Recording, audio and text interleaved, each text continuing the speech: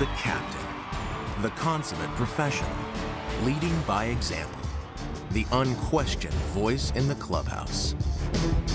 He is the entertainer, playing with an endless love for the game, dodging contact with his head, unable to control his legs, always having fun with teammates, often engaging in friendly conversation with rivals. He is a legend, universally respected around the major leagues. On his way toward Cooperstown, he personifies all that is great about our national pastime. He is Adrian Beltre.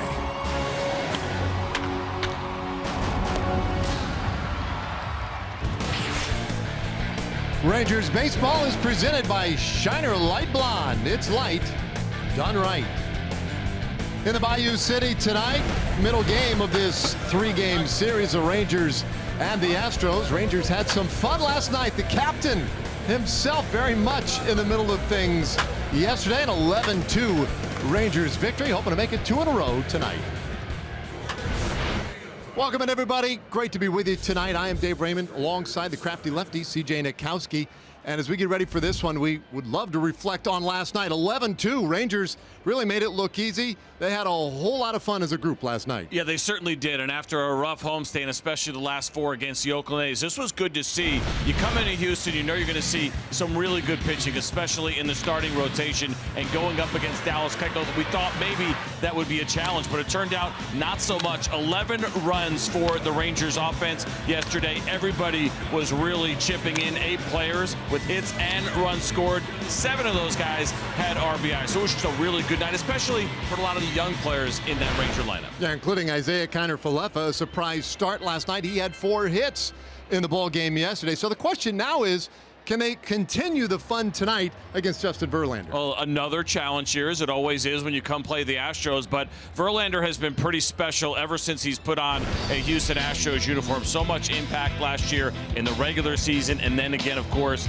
in the postseason. He's been very good against the Rangers so far. You see the 4 starts, the record, the ERA, all impressive, but what really jumps out, of course, is those 32 strikeouts. It's been amazing to watch Justin Verlander and watch the strikeout rate actually get better. He has been so good in an Astros uniform, so absolutely another challenge today, but maybe the Rangers will be up for it again. Now, one of the more decorated pitchers, not just in the American League, but in baseball, in Justin Verlander, his mound opponent tonight, a guy making his 2nd start of the season. We're excited to take another look at Ariel Jurado. And in fact, Emily Jones has decided we're putting him in the spotlight when we come back. Rangers baseball is sponsored by Ford. Visit your local Texas Ford dealer during the Ford Summer Sales Event. Ford is the best in Texas. By Shiner Light Blonde. It's light, done right. And by Southwest Airlines. Low fares, no hidden fees. That's transparency.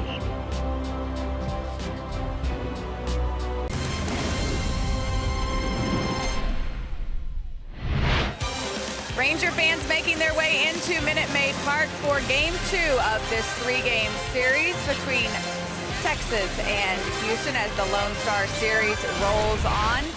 It will be the 2nd Major League start for one Ariel Jurado, who takes the place of Cole Hamels in this Rangers rotation. It is the 2nd Major League start for Ariel. He made his 1st back in May, and we find it in our Shiner Light Blonde spotlight, May 19th to be exact, against the Chicago White Sox.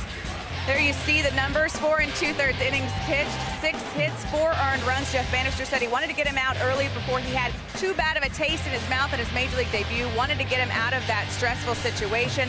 Since going back to AA, the numbers have been quite impressive. A 3-0 record, 1.59 ERA, 17 Ks to 3 walks with AA Frisco. That earned him the right to be back at the big league level, which he will be tonight. And his buddy Isaiah Kiner-Falefa will be back behind the plate to catch him. We've got the lineups and the first pitch coming your way from Houston next. Just 22 years old and ready to make his 2nd big league appearance tonight. Squares off against Justin Verlander. That's your pitching matchup tonight. And we are moments away from getting this one started. Let's take a look at our Southwest Airlines starting lineup for the Rangers: 43 wins, 62 losses, and Shin-Soo Choo will lead it off as the DH. Rougned Odor bats second, plays second. Elvis Andrus at short. Adrian Beltre at third base. Then it's Gallo and right. Ronald Guzman at first. Isaiah Kenner-Falefa catching. Calhoun and Carlos Tocci round things off at the bottom of the order.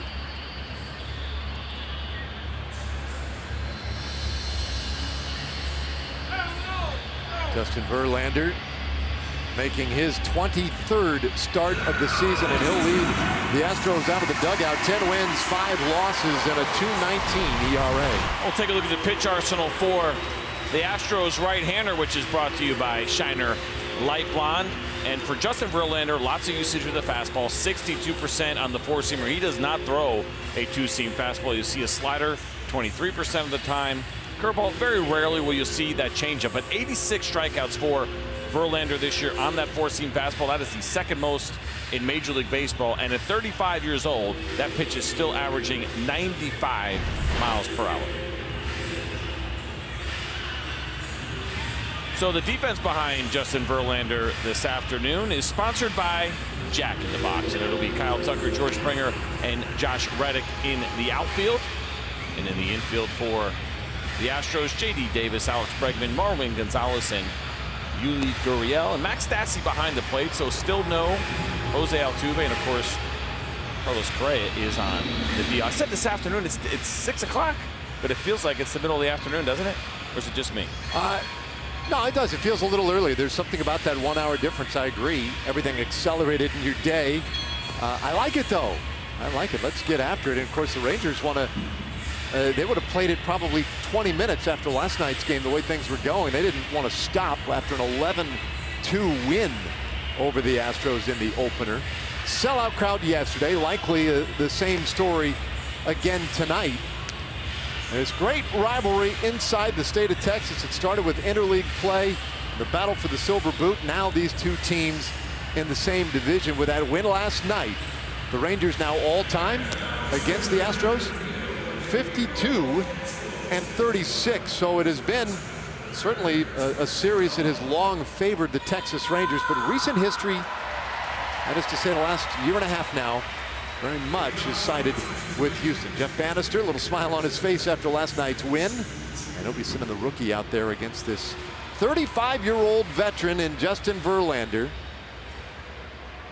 And Verlander, for all the great accomplishments in his career, may well be enjoying his best season yet. The guy who leads Major League Baseball in opponent's batting average, WHIP, which is walks and hits per innings pitched. Top of the American League in a number of other categories. It's been a very good year for him, and Chu trying to ambush him, goes after that fastball, but comes up empty with strike one. Now you bring up a good point. It is the highest strikeout rate for Justin Verlander this year, his best walk rate. It's incredible to see what he has done since he has left the Detroit Tigers. The numbers have been off the charts for him as an Astro. Right back after two, and a breaking ball in there for a strike. 0-2. Chu hitting .285, 18 home runs, and second in the league with those 68 walks. His on base percentage .400. A little tight. So Verlander, his last start was against the Angels. It was a 7-0 Houston win. He went 6 shutout in the ball game, allowed 5 hits and a couple of walks, and they struck out 11. A little bit in. No, that's strike 3 called. David Rackley rings up 2. 1 away. And probably a pretty good call. Tough pitch here, down and in. Watch Justin Verlander hit the glove, and that caught plenty of the plate at 96 miles per hour. Terrible. Not even close. You know Chu would put up a fight. That was a round number for Justin Verlander. Strikeout number 2,600 in his career.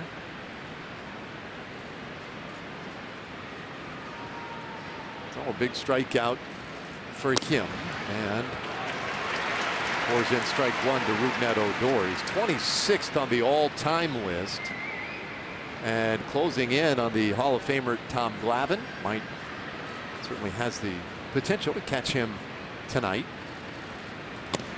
0-2 the count. Odor, .256 average with 7 home runs. And if we've said it once, we've said it a million times. He's been swinging the bat a whole lot better lately. Last 14 starts, hitting .387.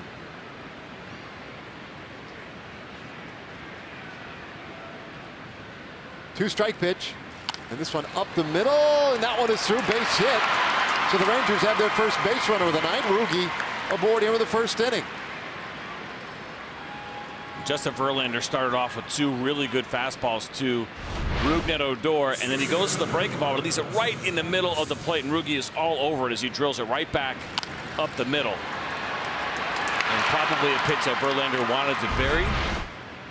0-2, you're usually thinking about going out of the zone, but he did not, and Odor made him pay. That was just the second hit in Odor's career against Verlander in 24 at-bats. So a significant breakthrough for Rugi. He is on, and here is Elvis Andrus.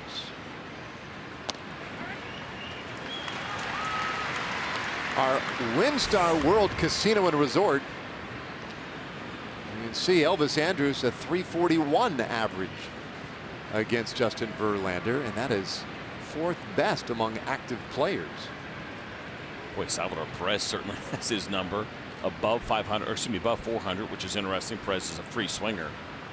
So Verlander over the course of his career has given him some opportunities, and Perez has taken advantage of it, as has Elvis Andrus. I mean, it's impressive when you think about the stuff that Justin Verlander has, continues to have, the live arm.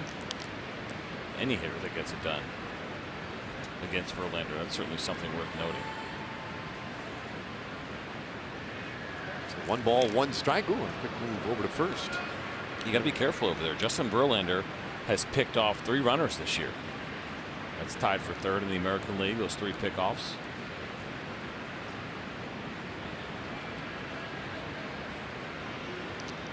Odor's been running the bases pretty well recently for the Rangers. In addition, 9 steals now.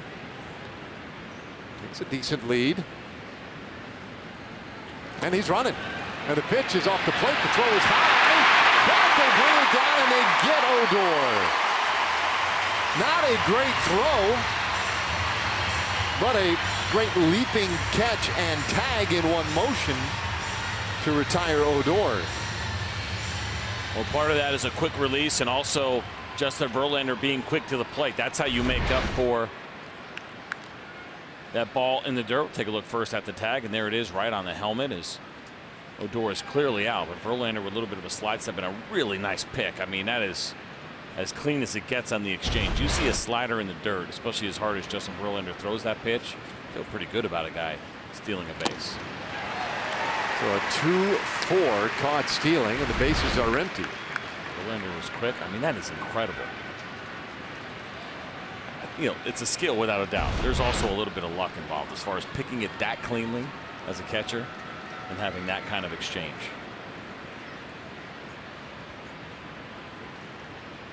Verlander, meanwhile, the long look in, and Andrus shoots this one through the hole right side. That's a base hit. So a 10-game hitting streak now for Andrus. And boy, that caught stealing now a huge part of this inning. Well, good to see here with the Rangers at least putting some good at-bats together. There's that high elevated fastball, and with the way that Elvis Andrus swings, it's not always a great pitch to him. He's quick. He knows how to get on top of that ball. And he does exactly that, even with the high velocity of Justin Verlander.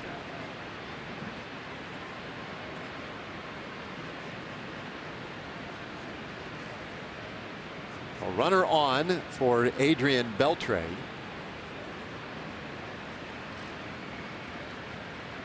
Verlander's first offering finds the inside corner. Beltre, how about multiple hits now in 3 straight games? See his numbers at the bottom of your screen against Verlander. Not too bad. A lot of experience against him. And it's been a good year for Adrian. Just a bit below 300 with the batting average. 3 more hits yesterday. And 8 for 14 recently. So Things have been going pretty well for the veteran third baseman.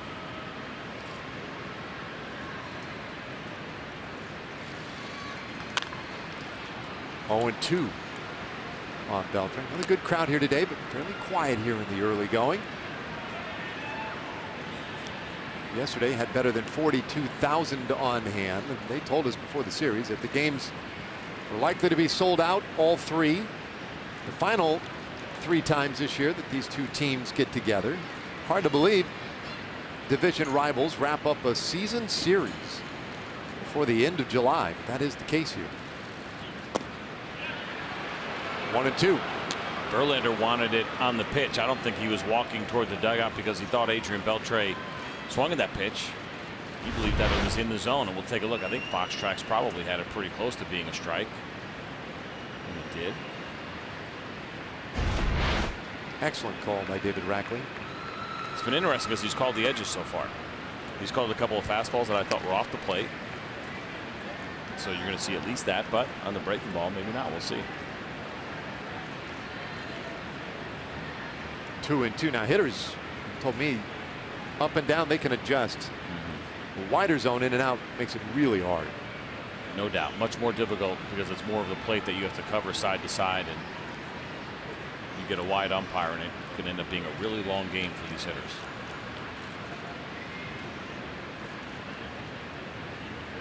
Verlander and Stassi communicating, and now the 2-2 pitch. There's a swing and a miss. Strike 3. Beltre, the second strikeout victim of the inning and game for Justin Verlander. So a scoreless top of the first. And now Ariel Jurado comes out to go to work. That's over, Adrian. Now it's out. A couple of hits off Verlander, and now here come the Astros. 67-38, a 5-game lead over Seattle in the division.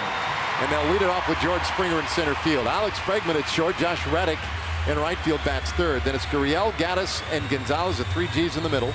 J.D. Davis, Max Stassi catching, and Kyle Tucker has the start in left field, batting 9th. All of that against Ariel Jurado, 22-year-old right-hander making his second big league start. And he pumps one right in there for a strike to George Springer.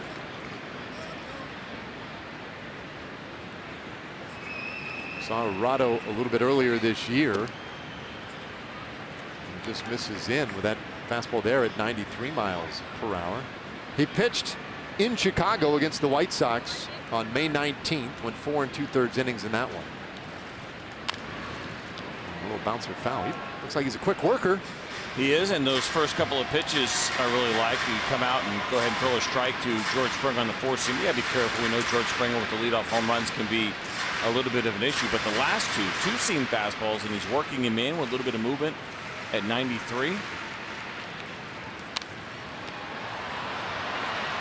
No one fouled way out of play. Stays 1-2 on Springer.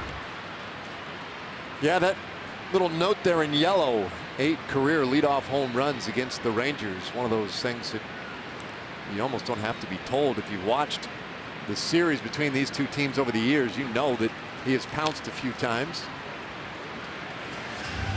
Jurado doing good battle with him here. Keeps the count 1-2.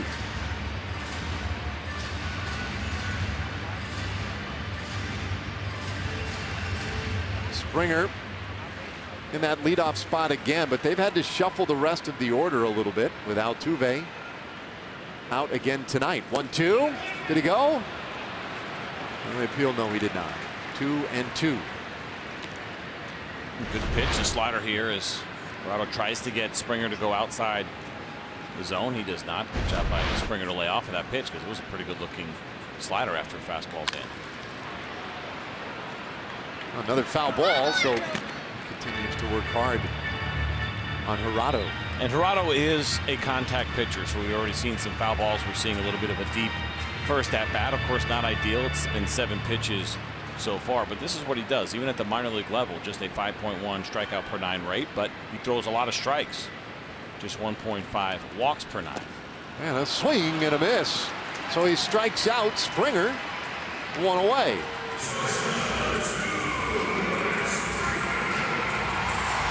Take a look at the fastball that is in here to Springer. You can see a bunch of them that were already there. That's nice. That looks really good. And that was at 94 miles per hour. So a good first at bat. You see Springer taking a huge hack there in a 2-2 count. So Arado, very nice start to this one. And goes to work against Alex Bregman. Bregman yesterday 0 for 3 with a walk. But that on-base streak you see there at 28 games, that's longest current streak in Major League Baseball.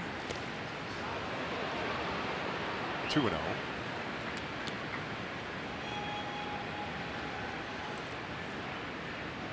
Bregman with 21 home runs and 68 RBIs. An all-star for the first time in his career this year, and he was the All-Star Game MVP. And he pops this one up down that left field line, but foul. 2-1.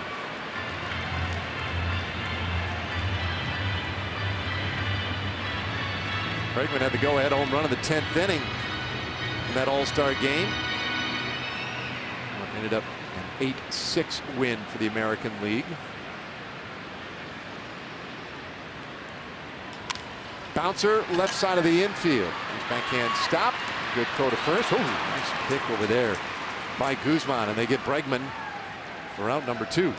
Let's take a look at the pitch arsenal for Arado, and it is sponsored by Shiner Light Blonde. And this is from his last start, but I think this is pretty indicative of what you will see. 60% two-seam fastballs. You'll see a curveball around 12%. The four-seamer, the slider, and the changeup. So it is a full repertoire. But what Arado is all about is that two-seam fastball. We've seen a bunch of them already in this first inning with really good movement on them and pitching to contact. It's a really nice job against Alex Bregman, even though he fell behind in the count. And that'll give you a good indication of what the movement looks like. Bregman's a really good hitter, but even in a 2-1 count, hit a pretty weak ground ball on a fastball from Arado. Brings up Josh Reddick. 0 for 3 yesterday with a walk. Takes high. 3-0. Arado wasting no time, but he has fallen behind a little bit here early. Got a strike out of Springer, ground out by Bregman, and there's the automatic strike. 3-1. Arado in his 5th professional season after being signed by the Rangers as a non-drafted free agent out of Panama in 2012. And a comebacker. Nice snare, little underhand, and he takes care of Reddick and the Astros in the bottom of the first. A 1-2-3 first inning for the rookie Ariel Arado, and would go to the second, no score. A legendary logger for legendary moments. Rangers fans, this bud's for you. Moving on to the second inning. No score early on here. Rangers building a little something in the first. Couldn't get anything out of it. Here's Joey Gallo. Verlander jumps ahead 0-1. Gallo had the night off yesterday. 3 home runs, though, in the 6 games since the All-Star break.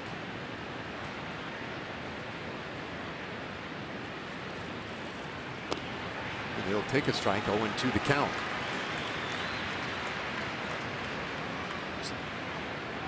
So this is kind of interesting, too. This time of day, right, we start an hour earlier. You talked about the windows yesterday and how great it is that they bring in that natural light. But this is probably a little bit of a challenge for hitters. You know, the pitcher that is coming from light, you're standing there in the dark. I say in the dark, but in the shade.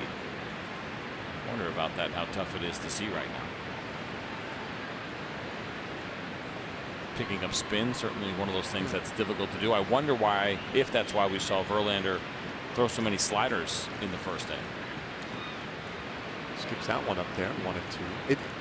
It's hard to see from up here, right? I mean, with the ball's in play, even it's a little bit difficult to tell sometimes. So I'm sure it poses some challenges down there. Especially, you know, Verlander's a guy who uses the fastball a bunch. We showed you that at 62% of the time. He only threw it 50% in the first inning. He went to the slider and the curveball a little bit more. And, you know, 62% is one number, but early on, I guarantee the fastball usage is generally higher. Gets his third strikeout of the night. Takes care of Gallo to begin the second inning. Take a look at this breaking ball, and this is the curveball from Justin Verlander at 81 miles per hour. Pretty sharp break as he finished that pitch down and in. You know, we talk about this a lot with pitchers. You try to establish your fastball early, save those breaking pitches for a little bit later if you can. You try to get through the lineup, not exposing too many of those breaking balls to the Ranger hitters. But I just wonder, because it's a little bit tougher to see right now, if Verlander decided to maybe go to some breaking balls early. Or it could just be part of his homework on this Ranger offense.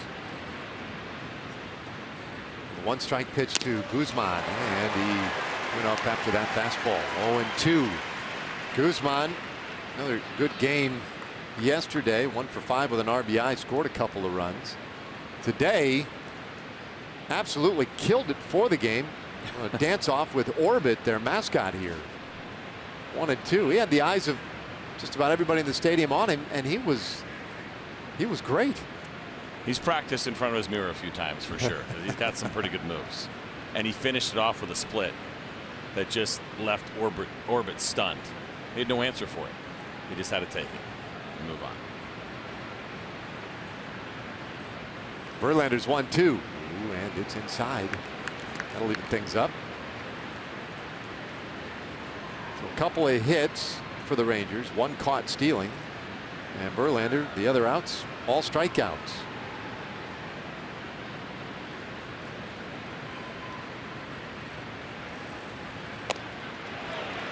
Just a little in, so full count.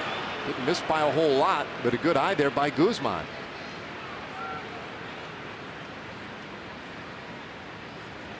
So the rookie against the veteran here. And Verlander deals. There's a swing and a miss, so he couldn't lay off the high one. And Guzman, the 4th strikeout victim of the night. Well, let's take a moment here and hear from the good folks over at Southwest Kia. At Southwest Kia, we've made car buying easy. $250 down delivers, monthly payments $250 a month or less. SouthwestKia.com. 2 gone, and here is Isaiah Kiner-Falefa.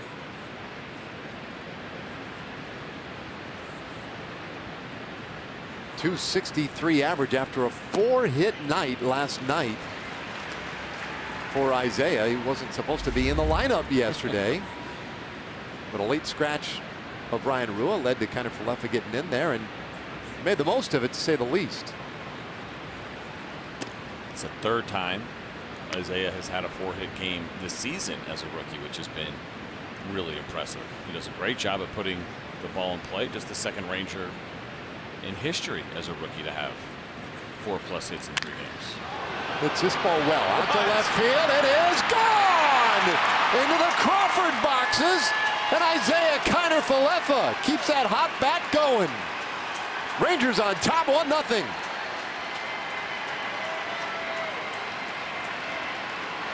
And I dare say a couple of Rangers fans here tonight making some noise too.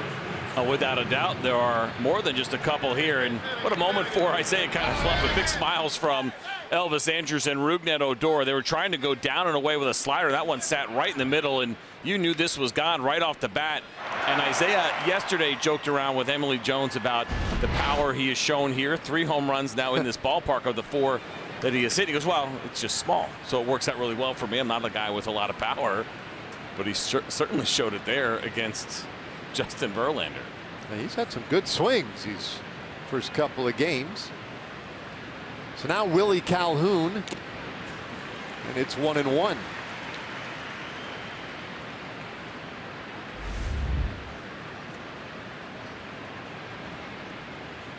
Calhoun has a home run off of Verlander. In fact, 2 for 2 against him in his career. Breaking ball swung on and missed. That goes back to last season for Calhoun with his call up late in the year last year with the Rangers. Willie 0 for 4 yesterday with a sac fly and 3 strikeouts. And he chases strike three, so Verlander strikes out the side in the second inning, but the Rangers strike first tonight. Isaiah Kiner-Falefa with another blast, a 4-hit night yesterday, and he starts it off with a home run tonight, and the Rangers lead 1-0.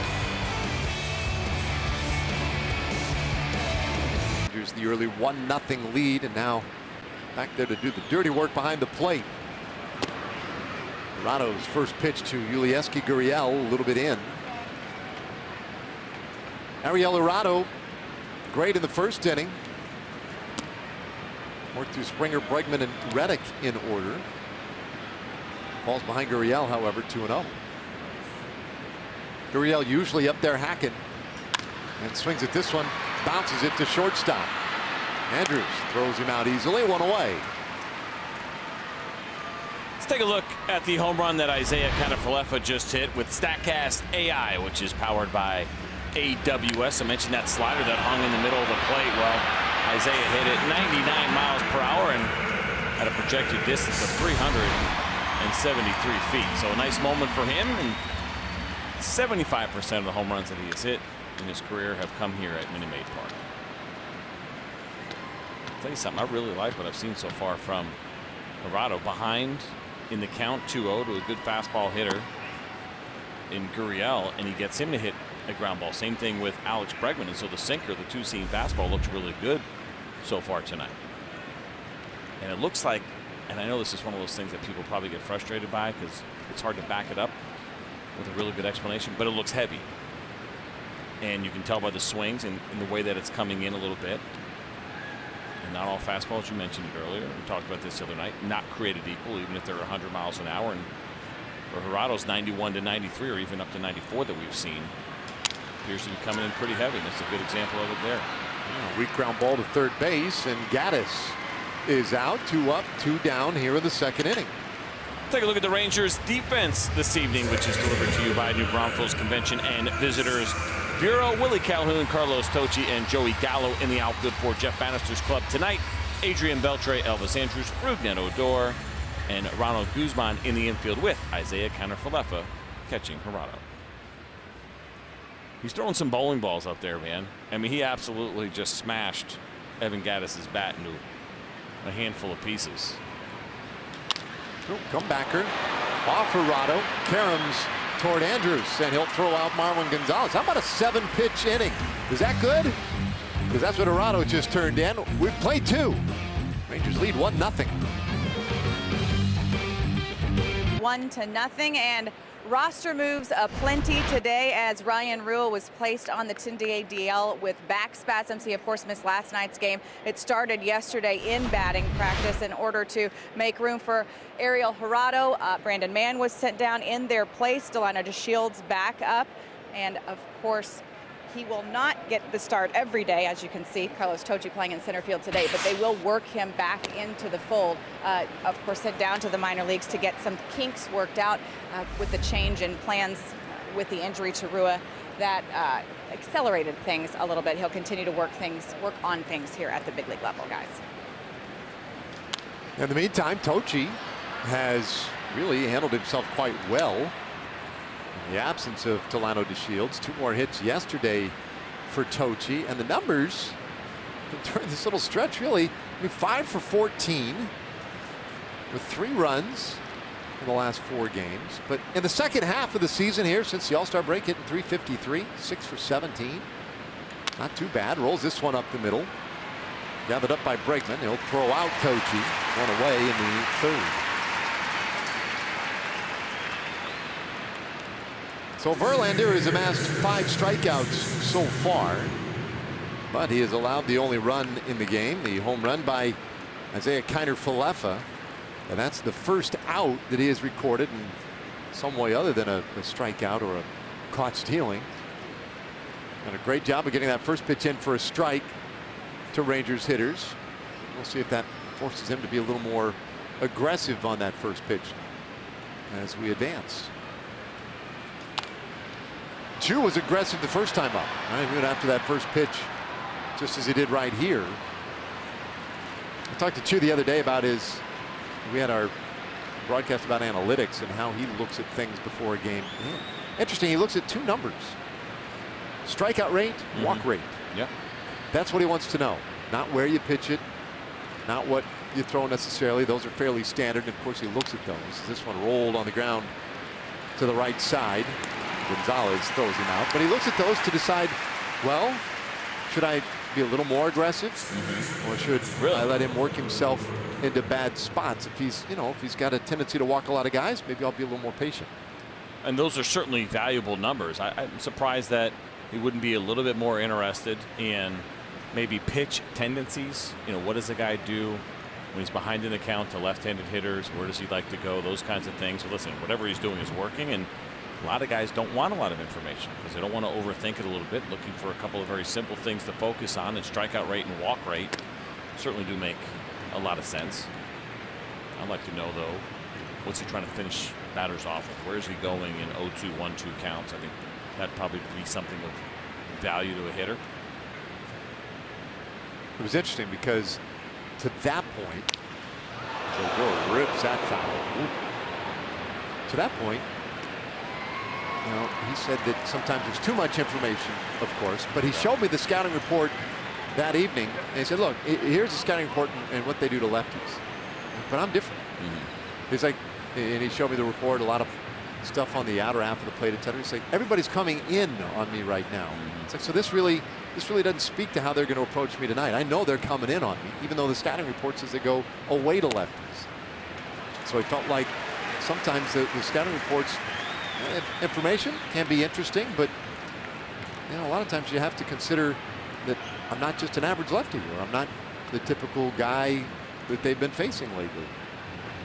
I mean, you could take lefties in this Ranger lineup alone and talk about how different they are, say Joey Gallo to Rougned Odor to Guzman to Chu. I mean, there's something different about each of them and how you would probably want to pitch them and the tendencies that might be happening. And Chu's a guy that's shown opposite field power. We talked about that yesterday, his ability to slug on pitches away and slug the other way, where Joey Gallo, of course, more pull power. Rugi's been spraying the field pretty well as of late.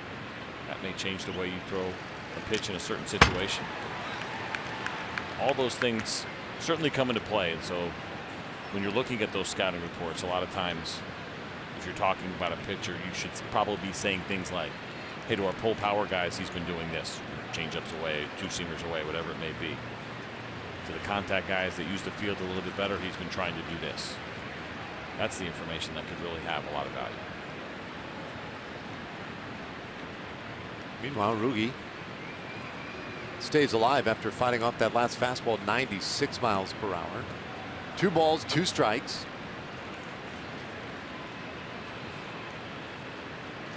Singled in the first inning.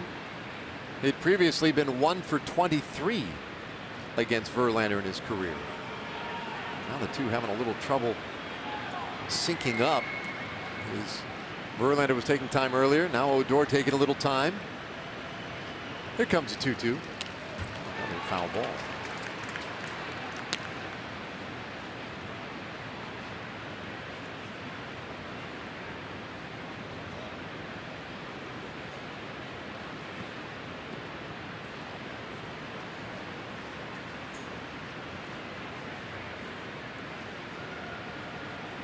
Shift on the infield. 3 infielders on the right side. And Odor shoots it through the vacated left side. That's a base hit. His second of the game, and then it's bobbled by Tucker. Odor hits for 2, and he is in there with a double. Or a base hit and an error, as the case may be. Tucker, I'm not real sure what happened out there in left field for him. Indeed, a hit and an error. A good job by Rougned Odor not to just mail it in and assume that this was going to be a base hit. First of all, great job on the at-bat and lining that ball to center field, and it appeared that Tucker picked up his head. Now, that ball did not go that far away from him. You see Rugi picking up on exactly what happened and beating the throw to second base.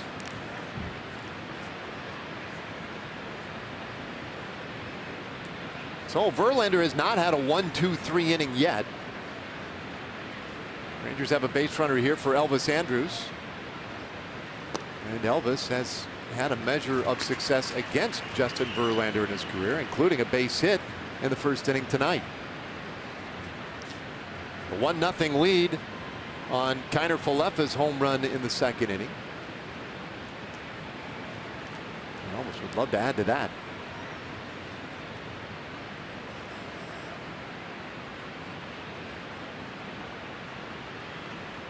Now time asked for, granted. Verlander at times has had some long exchanges with Max Stassi, his catcher, just trying to come to terms with what to throw. And now Verlander steps off, so he and Stassi are going to have to get together. That'll be the first mound visit of the night. Hey, so this is interesting here. Looks like some friendly conversation happening, but you remember a couple of years ago during the WBC. You remember? Oh yeah. Bregman tweeted something about Rougned Odor without naming him in it, but essentially called him out for not hustling in the WBC game. Quickly deleted it. Probably a smart play. Just kind of wonder about that stuff. It resonates with guys if they care. It was just kind of out of nowhere. He wasn't even involved in the game. He was just watching the game on TV, and essentially called out Rugi for not hustling on a ball that Rugi thought was a home run, ended up going off the top of the wall, and finished it off with the comment of "act like you've been there before." I was like, "Ooh, that's kind of strong." I think that generally was the reaction to that one. This will be the 50th pitch of the night, and Verlander on the check swing. He did not go. Hunter Windelstadt down at first base. But Andrews laid off. So Verlander's really had to labor in these first few innings. Yesterday was Dallas Keuchel. Rangers got to him. Slow chopper, third base. J.D. Davis played well there last night, and it's a nice play to get Andrews here. The inning is done. Rangers leave a man. We played 2.5 though. Well, the Rangers lead 1-0. Remains quite interesting. Pittsburgh had been hot lately. St. Louis create trouble for folks. Now we go to the bottom of the third inning here, and the 7, 8, 9 hitters coming up for the Astros. J.D. Davis took a strike. Taps that one foul. It's 0-2.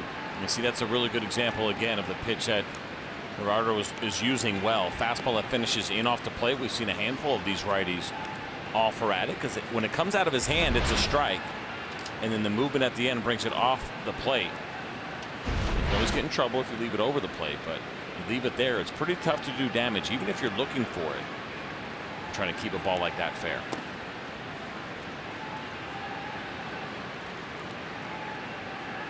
Gerardo just 22 years old. And his second game here in the big leagues, he had been pitching pretty well down at Frisco prior to his call up here. And it's this one on the ground down to first base. Good pick by Guzman, and Gerardo covering one away here in the third inning. So we'll take another moment to hear from our friends at Kia. At Kia, get America's best value backed by a 10-year, 100,000-mile warranty.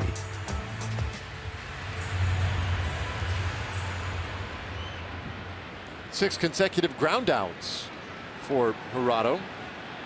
Pretty nice after starting the game with a strikeout. And that one right in there for a strike to Max Stassi. Gerardo had 5 consecutive quality starts with the Rough Riders, a 2.10 ERA over that stretch prior to the call-up.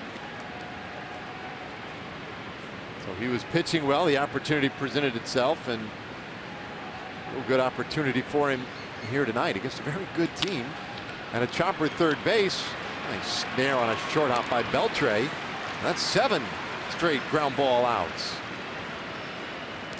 It's been fun to watch so far, and you take a look at Gerardo, and I mentioned how the ball feels like it's coming in heavy. I'm curious. I've always talked about this with guys that have the heavy sinker, and I have to go take a look, but you would expect actually that their spin rate would be lower to get kind of that heavy effect. And he's got the build of a sinker baller. And scouts will tell you that. You kind of look for that lower half, some thicker guys. And a lot of times that kind of body type can produce a good sinker, and it really does look the part. And he's got the fastball with the good movement for it so far. And I think what encourages you even more so, you look at his minor league numbers, and he's always thrown strikes. And that's a big one for a 22-year-old kid. So you look at the tools, will they play at the big league level, and the pitches, and then you also dig in and say, well, you know, how's he been around the zone? He's been excellent as far as throwing strikes out. One big league start coming into this one, and only being at Double-A, there's still certainly some thresholds that he'll have to cross. But I'm encouraged by what I've seen so far through 2 2/3. Tucker with a bit of a defensive swing there. 1-2 the count. So that's a right-handed version of Dallas Keuchel for me right now. That's what we're watching. And Dallas Keuchel, when he first came out, he's so heavy sinker. Yeah. Right. He got better and better when he was. Once he really got it going, the command was unbelievable. I'm not trying to be hyperbolic, but I'm just saying when you look at the stuff and what he's done here so far, you can kind of get a feel for what the upside could be. 2-2.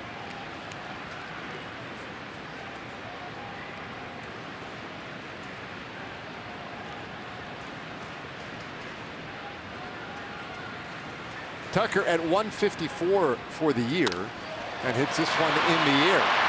Hanging up a little bit though. Tochi ranging to his right. And it's another 1-2-3 for Ariel Urado. Looking pretty sharp so far. We go to the 4th inning with the Rangers up 1-0. Low fares, no hidden fees. That's transparency. And by Shiner Light Blonde. It's light done right. Well, great beginning to this one. Rangers up 1-0. Adrian Beltre leading off the 4th inning, and he takes a strike. Beltre, Gallo, Guzman. Due against Justin Verlander.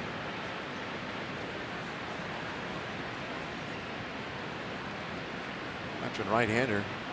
Again, just long pauses between pitches. I didn't see any signs going down there by Stassi either. You know, it's like just decided to take a long time, I guess. So 0-2 the count. It is another thing that Justin Verlander is doing at a career high rate. We mentioned the walks have been really good, best of his career. The strikeout rate, best of his career. Well, the pace, we'll call it the worst of his career because it is at 26.1, the slowest of any year that he has had. That means he is taking much longer between pitches. Flare out into left field, base hit, and Beltre continues his hot ways.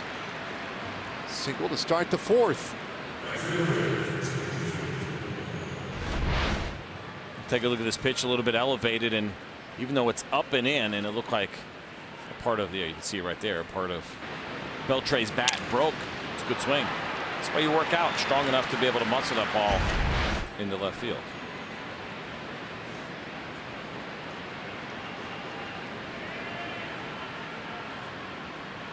So with the base runner now, Joey Gallo, and Gallo 0 for 1.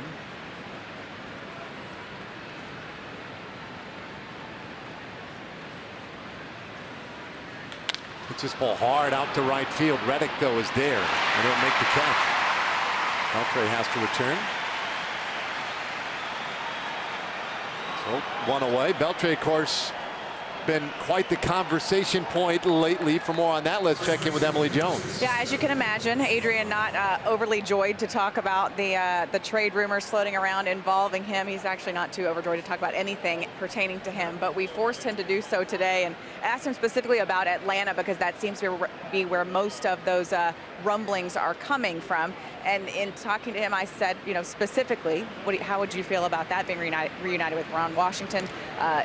He commented on his love for Wash and then told me basically that was too much information for me to have. And so that pretty much ended the discussion. He was not going to go any further than that, and obviously he doesn't know what's going to happen. Seems to be kind of prepared for things one way or the other, but should be interesting to see how the next 72 hours play out. Without a doubt, he is such a professional, right? He doesn't want that conversation to go anywhere. He doesn't want to come across as even thinking about being somewhere else or referring to other coaches as people that he would like to play for, or teammates that he'd like to play with. And That's what makes Adrian Beltre such a pro. And of course, he has those 10-5 rights, so he gets to decide if he's going to go anywhere at all. And from what we understand, no conversations have taken place yet between Adrian and the front office. At least that's what the insiders are saying. He hasn't been approached with anything. And one of the other comments that I saw today was that, you know, if something were to happen, he would like it to be in a full-time role. He's not interested in going somewhere to kind of help out a little bit and be a part-timer as a team tries to make a run at the postseason.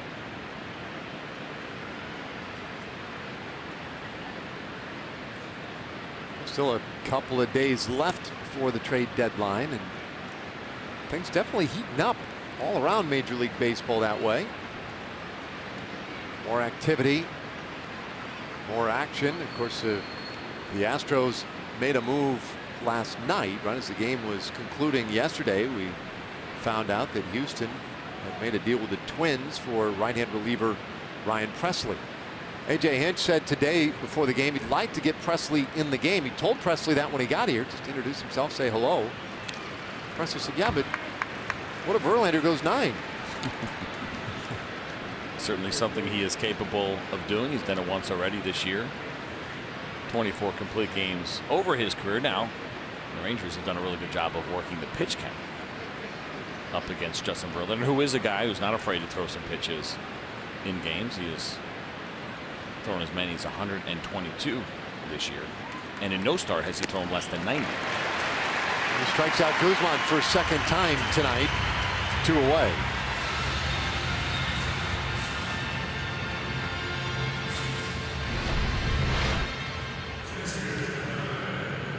Pressly, 2 minor leaguers. I bumped into Jeff Luhnow this afternoon out in the hallway. I asked him, well, how much did you give up? And he said, we give up 2 guys we like. I mean, it didn't come without a little pain, but a guy who the Twins had used quite a bit, 51 games, and his 69 strikeouts, 3rd most among American League relievers. So he had been good for Minnesota. That's a nice arm to be able to add to that already pretty good bullpen.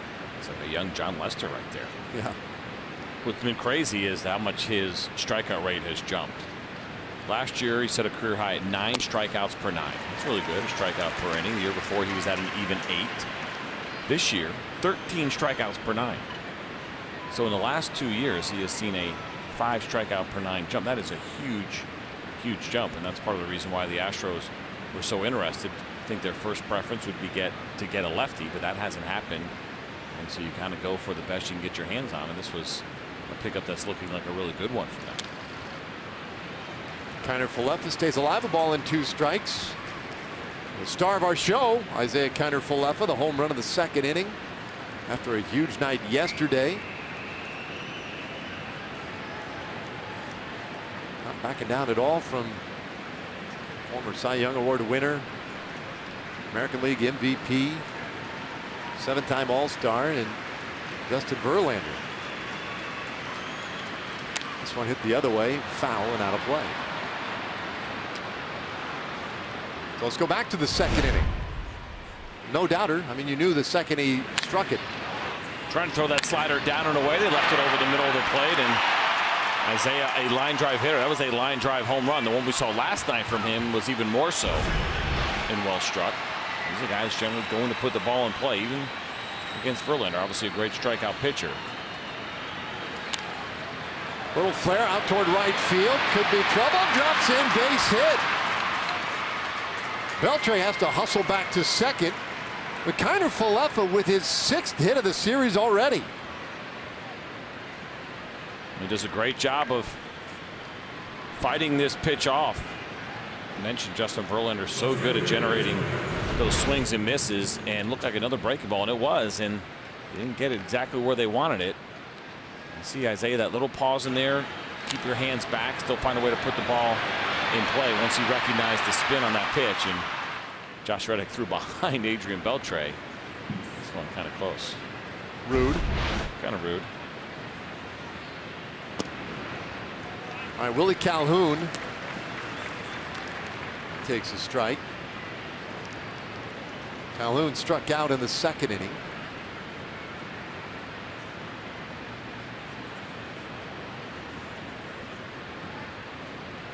Spent the better part of the year with AAA Round Rock. Hit .306 at Round Rock with 8 home runs. Takes a little bit in here, but he was called up the first day of the second half. And Calhoun, since coming up, joined the team. 192 average. So he's coming into today, but 8 strikeouts against 1 walk. Little roller left side of the infield. Bregman circles, has it, throws, not in time. He had to hesitate for a moment for that near collision with J.D. Davis, and it opened up a very tiny window for Calhoun to get in there, and he did. The pause is what definitely caused this hit. Watch Bregman get around this ball, and it looked like, I thought for a second, maybe he was thinking about throwing the ball to second, so it was more about what was happening in seam, and maybe a little bit on the exchange too, as you see some of that contact, and he just barely beats that out. Good hustle by Willie Calhoun. Let's see if the Rangers can cash that in. Well, that's where you always run them out. Bases loaded, 2 away now for Carlos Tocci. Bouncer left side, Davis backs up. He'll go to second though. They force out Calhoun, and the inning is done. Rangers loaded him up but couldn't get anybody home. All right, 3.5 in the books. Rangers lead 1-0. Well for the Rangers as he makes his second big league start. And interesting fact about Ariel and why he may even think this start is a little more special than his first is because Bartolo Colon is watching him. And when they did Players Weekend in Frisco, they do this in the major leagues where the guys get to put whatever they want on the back of their jerseys. Well, they did this in Frisco, and Arado decided to put Bartolito on the back of his jersey as kind of an homage to Bartolo Colon. He's, I think, channeling his inner Bartolo here tonight. I showed it to Pancho yesterday, and he said that's a pretty cool thing. He seemed very flattered, got a big smile on his face. As he should. I mean, using the 2-seam fastball, not quite the command that Bartolo Colon has, and not quite the movement either. Bartolo's got a really unbelievable 2-seam fastball, and he can spot it up as good as anybody, but somewhat similar in the sense as far as the usage. This ball hit well out to left field and gone. Springer absolutely hammered that thing.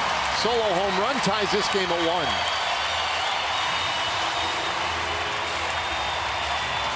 Man.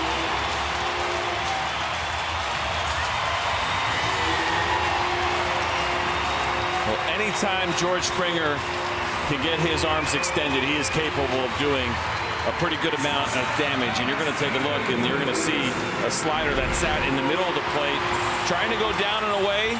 It's a mistake pitch, and those are tough mistakes to get back when you're facing a hitter like George Springer.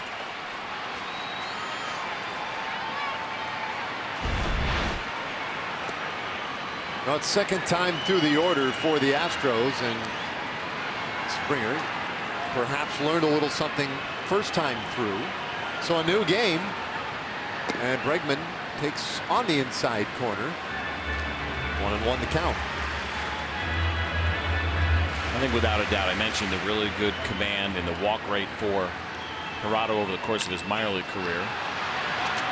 High pop up, foul ground, and Beltre tucks it away for out number 1. But I'm sure we will see from him, he's so young, where, you know, throwing balls over the middle of the plate, maybe not having command of the zone, but throwing too many strikes. Certainly that could be an issue for any pitcher as he's kind of feeling his way through, but he did a really great job of bouncing back. There's going to be a lot of contact. That's the way that he works. You see Robinson Chirinos talking with Martin Perez and Bartolito. Bartolito's on the mound. That's is that Bardo Grande? Yeah, Bardo Grande. I think that might... But that'll be part of it. Where it's great. Listen, you can work with that. Getting guys in the strike zone can be a challenge for guys that don't have great command. But for guys that fill up the strike zone a lot, you can actually work on expanding, working the edges a little bit more, even off the plate. But you'd much rather start here with a guy that throws a lot of strikes. You can always work from there much easier. Well, he goes 2-1 now on Josh Reddick, who hit a comebacker in the first inning. The ball really hit pretty solidly. A nice play by Hirado. This one grounded to second base, and Reddick retired, 2 away. So we saw Hirado back in May, and today, you know, getting the start, Isaiah Kiner-Falefa was slated to catch him. I thought, well, I wonder how much these guys have worked with one another. So I caught Kiner-Falefa this afternoon and asked him. He said, actually, yeah, I've caught him quite a bit. Last couple of years, he's only caught in the range of 30 games a year in the minor leagues. But he said, really, Hirado, one of those guys consistently in there, is a guy that I had to catch. He did say, though, he's like, it was a different guy in the past. He's like, I've never caught him like he's throwing now. He's like, I watch now. I've gone back and looked at the film and watched how he's been throwing the ball. He says he's commanding everything, and he's in the zone. He's got great movement. But in the past, he said, you know, it would be running and tailing all over the place, and you'd just be scrambling back there to try and corral everything. So right now, he's throwing that stuff, but in the zone, and it should be a lot more fun, a lot more interesting. And how about that? He gets Gurriel. So after the leadoff home run, another 1-2-3 effort after that, and we head to the 5th inning, tied at 1. At 1.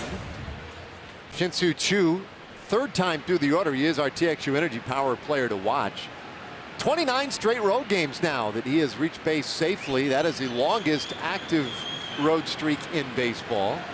And he's put up some pretty good numbers. On base at 453, hitting 339, but some power in there too with the 7 home runs. And he lifts this one high in the air out to left field. Tucker in a couple of steps, and that is out number 1. Well, Friday, August 3rd, Rangers and Orioles play a 7:05 game, and the first 15,000 fans are going to get an Eric Nadel 40th anniversary microphone, courtesy of Dr. Pepper and Kroger. And you can get your tickets at TexasRangers.com or by calling 972-RANGERS. There he is with his partner Matt Hicks on the right. Hey, everybody's smiling. There we are. Heard use the batteries. Those boys. So they even get our feed on the road? Yeah. They do? Of course, yeah, absolutely. I didn't know that. Single to left. The batting average for the month of July now up over 340, the best on the clock.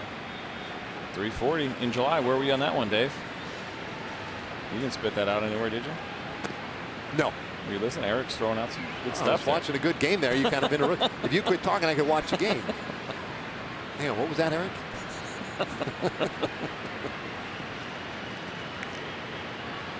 Hello, Odor.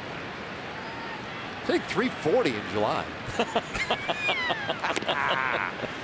3-0. Not above stealing stuff. By the way, that is best on the club.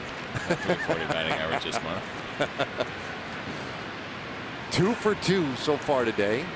Really turned things around against Verlander. Takes one down the middle. Interesting, they have J.D. Davis at third base, way up in on the grass. He's backed up maybe a stride now. And that is it on the left side of the infield. Remember last time, that's about where he shot it, right over where Davis is standing. This time he drills it high in the air, out to center field, going back on that to the wall, goes off the fence, and that takes a big time bounce. Odor to third base. Beasley's waving him. Here comes a throw. Not in time. An inside the park home run for Rougned Odor. And the Rangers lead it 2-1. And a stunned George Springer trying to figure out what just happened. Well, I think we made a mistake because the other night we said that the triple is probably the most exciting play in baseball, and Rougned Odor just showed us what is actually the most exciting play in baseball. First of all, he smokes this, and he thought he got it. You know, Rugi puts that head down a lot of times and thought this one was headed for the bullpen, but he watches it here, and George Springer almost makes a pretty incredible play.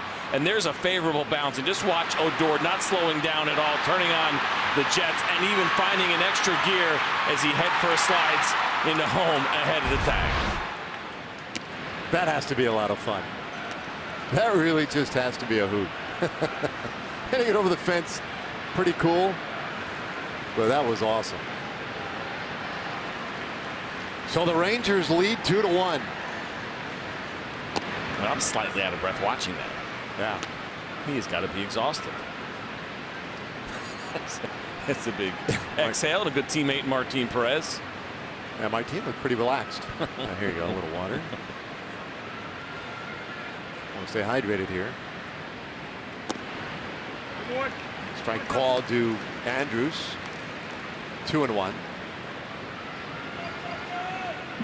Well, back in the day, that ball would have been an adventure up on Towles Hill, or just to the right edge of it anyway. Would have made for an equally challenging play for George Springer. But it did take quite the carom off the wall. Well, it shot back almost directly against Springer's momentum going the other way toward the fence. And at that point, you knew it could get interesting. Another close strike, and it's a full count on Andrews. I think for Rugi, most likely, the way the ball has been carrying at home, had he hit that same exact ball in Arlington, it's easily in the Ranger bullpen. One didn't carry quite as far as he thought, and so he had to work a little harder to get his home run. Knocked down by the air conditioner. Bouncer third. Great play by Davis, but he throws it away and into the dugout. And so Andrews will be awarded second base. That'll be a hit. And then the subsequent error by Davis, accounting for him getting to second base. Just talking last night about Davis and what a good defender is. He made a very nice play on this ball. You see the backhand. It was just a throw that cost him. Does a really good job of getting up, spinning, quick release. The throw was just offline. I'm not sure they would have had Elvis anyway if it was a perfect throw.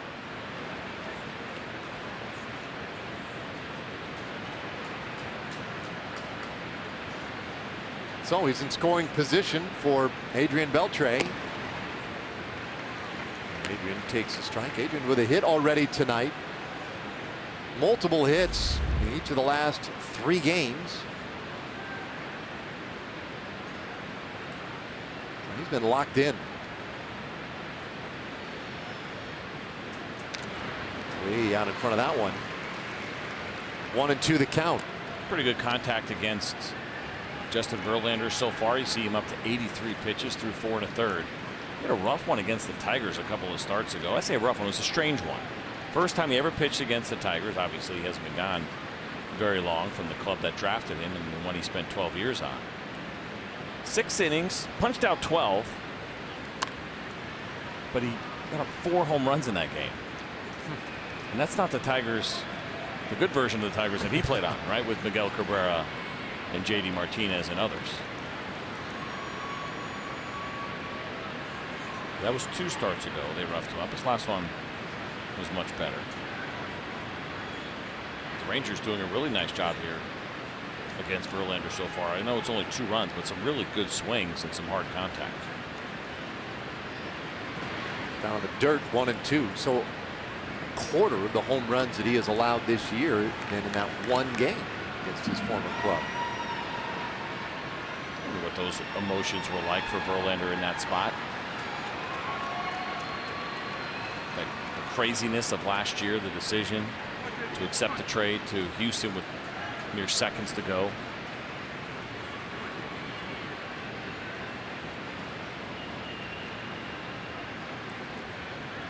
The 1-2. Beltre lifts it high in the air. Short right field, and Reddick gets there to put it away. 2 gone.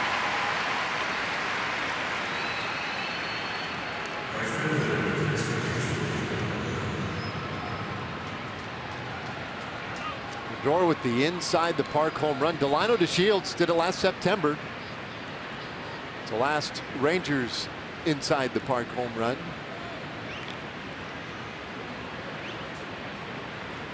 Did Gomez do it too last year? Or I just make that up. Gallo did it last year. Gallo. I don't remember if Gomez did it. He hit for the cycle. Oh, I hit for the cycle. Second time in his career. As he reminded us as he scored. As he left the batter's box on that home run. It was awesome. Didn't fare as well as a pitcher the other night. Was that yesterday? Yeah, yesterday. A couple of balks. What, he threw like 9 straight balls too? I mean, he really scuffled. He did not get an out. Allowed 4 earned runs. There was 3 walks. There's multiple balks in there, as you mentioned. Were you the one that told me this, or somebody else that said maybe the first time in history where you might see the pitcher charge the hitter? No, that was not me. That would be awesome, though. Perfect. Gallo 0 for 2. He struck out and he is lined out. The last ball he hit, that line out to right field, he just missed getting enough backspin on it. In fact, might have had a little overspin. Verlander, meanwhile, look at the workload tonight. Hasn't had a breezy inning yet. He certainly hasn't, and that's a good job by the Rangers to continue to make him work. No inning under 16 pitches so far this season. That has been his average. He's actually averaging 15.8 pitches per inning. He hasn't been able to do anything close to that so far tonight.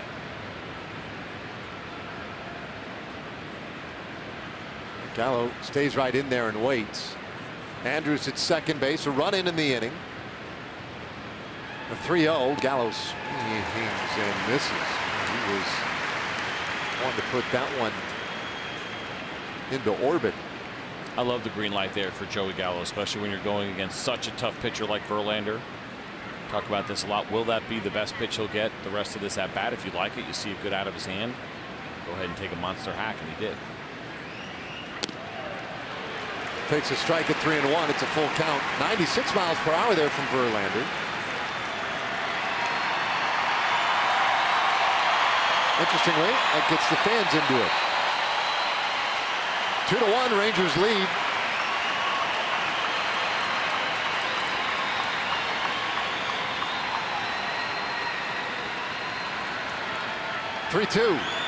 And that's high, ball 4. So a walk to Gallo, who continues to string together good at bats and get on base via the walk.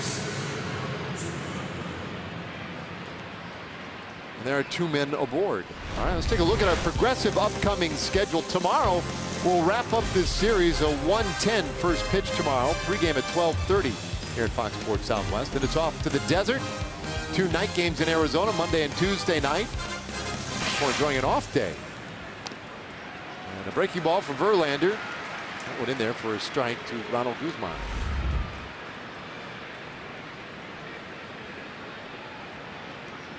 Couple of strikeouts tonight for Guzman.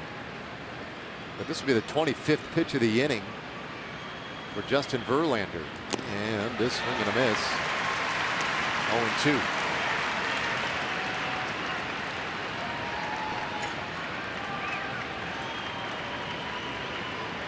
Gallo with that walk, by the way, has walked in 7 straight games.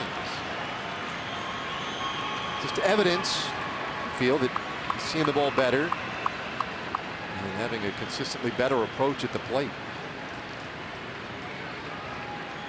Verlander's 0-2. Guzman stays alive. Verlander struck out 5 of the first 2 innings, has just 1 strikeout since, and it was Guzman in the 4th inning.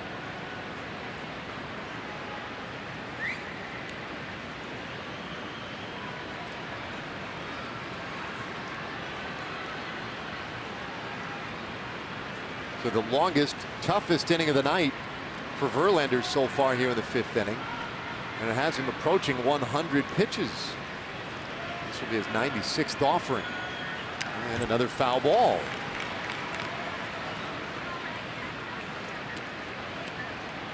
Now, I think you could argue that it hasn't been Verlander's best tonight. He's allowed 9 hits. But what he has done really well, I think from the Astros point of view, is he's minimized the damage in terms of runs. He's only allowed the 2 runs. Rangers so far have stranded 6, with 2 more out there at the moment. It certainly could have been worse for Verlander, and hopefully, as I mentioned, the Rangers find a way maybe to cash at least one of these in. Go high, and it's 1-2. But regardless, the pitch count is what matters right now for Justin Verlander. We're going to see pitch number 98 here in the 5th inning. And so that certainly means that he'll be out of the game a little bit quicker. And it looks like there's some scrambling going on in that Astros bullpen as they get concerned about the pitch count.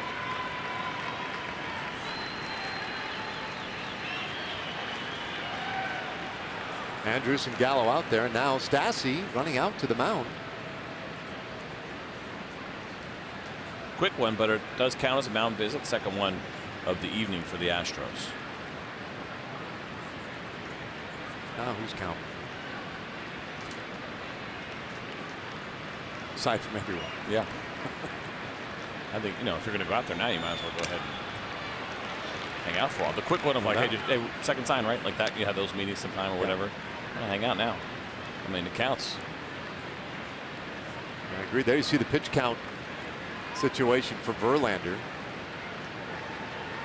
He's a horseman. He has been over the course of his career.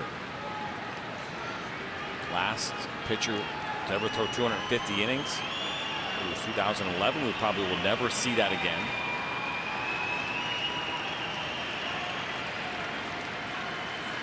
One-two, and he gets Guzman swinging. We'll have to throw it down to first base. The inning is done, but the Rangers retake the lead. How about Rougned Odor? Put on the track shoes. A line drive out to center field, and then start to sprinting. And inside the park, home run for Odor. And it's 2-1 Rangers. And it's Light done right. Odor with the inside the park home run. It's given the Rangers the 2-1 lead now as we head to the bottom of the 5th inning. Jared Sandler, our good buddy, with another inside the park home run note. And there are a number of them out there. And the first pitch off the plate, ball 1 to Evan Gattis. Jared pointing out that the last Rangers inside the park homer here in this ballpark, David Murphy. Well, Murph did it May of 2012, and he did it against Lucas Harrell, of course, who ended up pitching with the Rangers.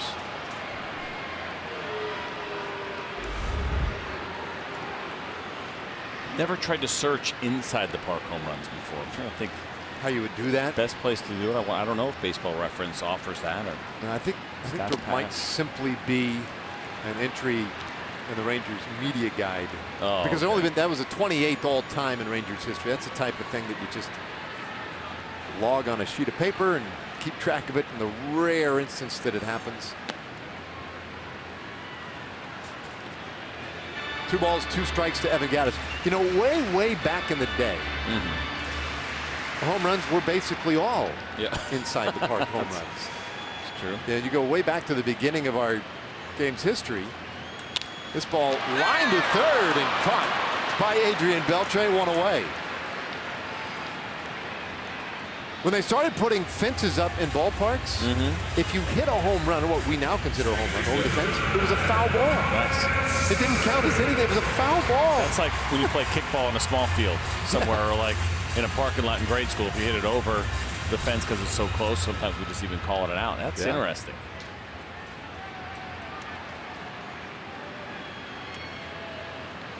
Marwin Gonzalez, and he will take one right at the bottom of the zone for a strike. So home run hitters were somewhat despised, or we could say a home run hitter. What are you doing? Yeah. Stop hitting the ball over the fence. Oh, it was certainly not encouraged. And especially then they were playing with like a dirty sock. I mean, you probably took some power to do it. Yeah. Just put some masking tape on that thing, and here we go. 1-1 pitch. Dorado runs it in. It's a nice first out for Gerardo. And you say, okay, well, the guy hit the ball really hard and Gattis, crushed it. But Adrian's right there. You get that first one after your club comes back out and takes the lead again. That's certainly encouraging. And there's something we haven't seen very often, the changeup from Gerardo, and one that he didn't use very much in his last start either. But he's got the good 2-seam fastball, and mixing in that changeup once in a while, especially to left-handed hitters, something that could be very valuable. Swing and a miss, strike 3, and he gets Marwin Gonzalez' second strikeout of the night. And he got some bad swings from Marwin Gonzalez in that at bat. It's a really good job. After the changeup away, they go to the slider down and in, that back foot slider. It starts out as a strike and finishes below the zone. That is perfectly executed, and Gonzalez swinging right over the top and looking a little bit lost in that at bat.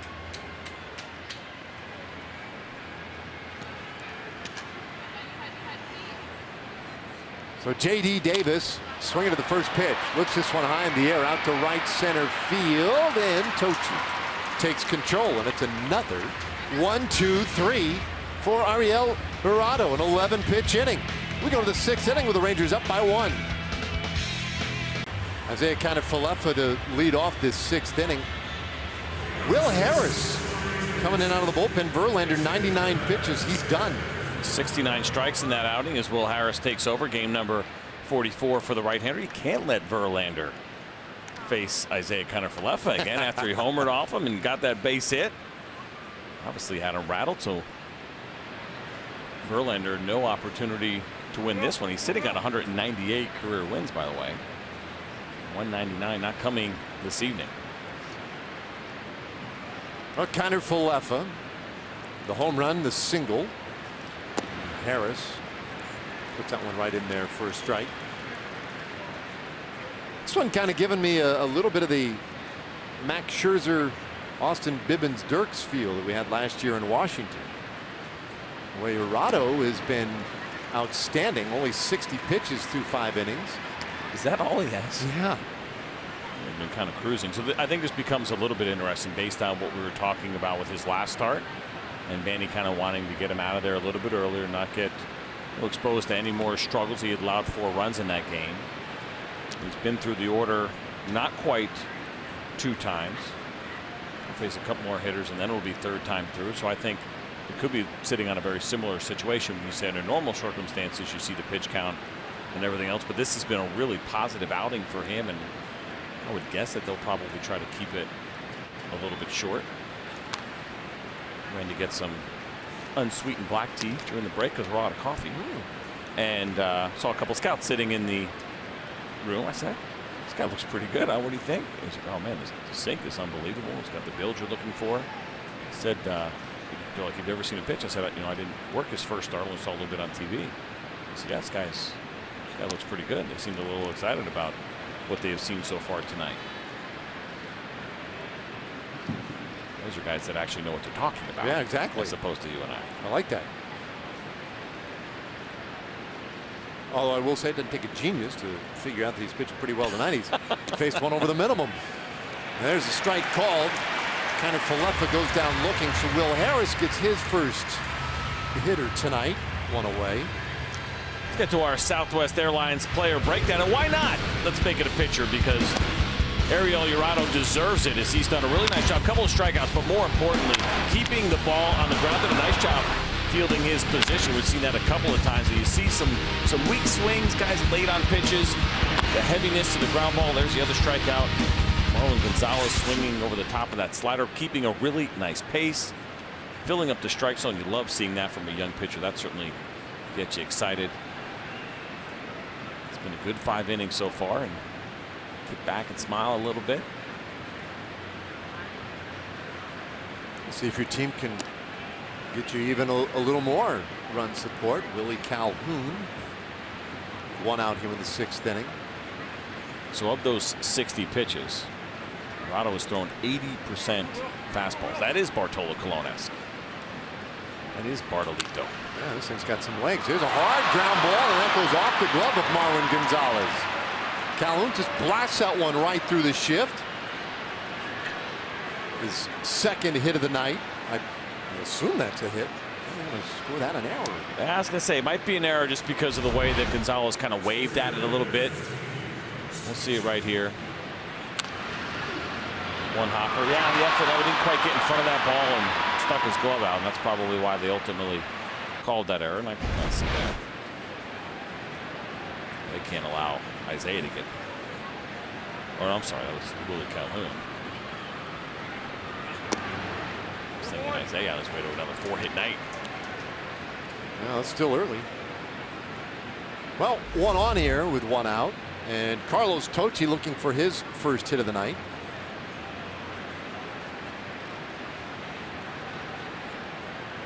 Meanwhile, the infield set up for a ground ball, looking for a double play. Let's see what. Love to see a bunt here. Third baseman all the way back, but try to bunt for a hit.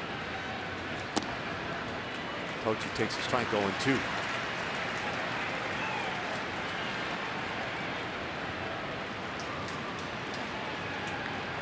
Will Harris has been much better against righties this year, and that's kind of the other part of the equation. 197 batting average against those righties. Lefties have hit him pretty well at 312.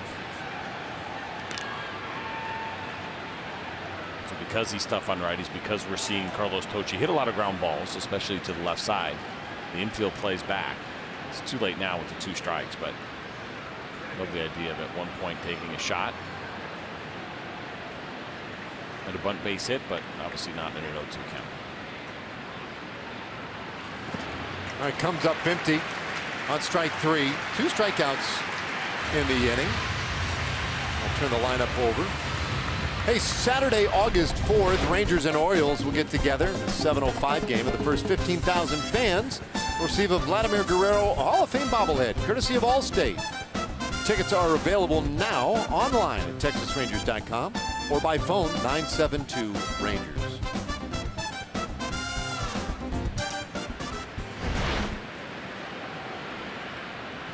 So a 2 away. Here is Chu. 0 for 3 so far. Strikeout, a ground out, and a pop out.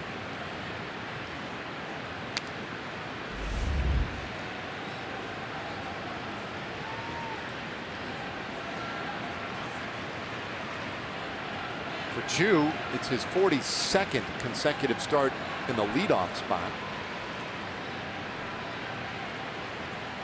He's taken that over, and there's no looking back. He's done such an incredible job getting on base. Worked beautifully for the Rangers and for Chu. You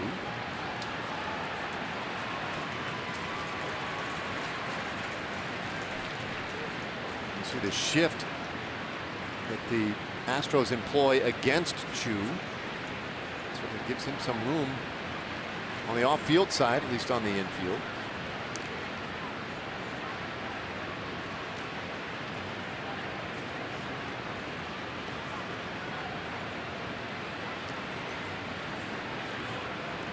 Southwest Airlines bullpen live look. Joe Smith getting ready. Oh, this one right back. And Harris will knock it down, take care of it himself. And the inning is done. Rangers leave a man. 3rd error of the game by the Astros, but the Rangers can't do anything with it. They still lead 2-1.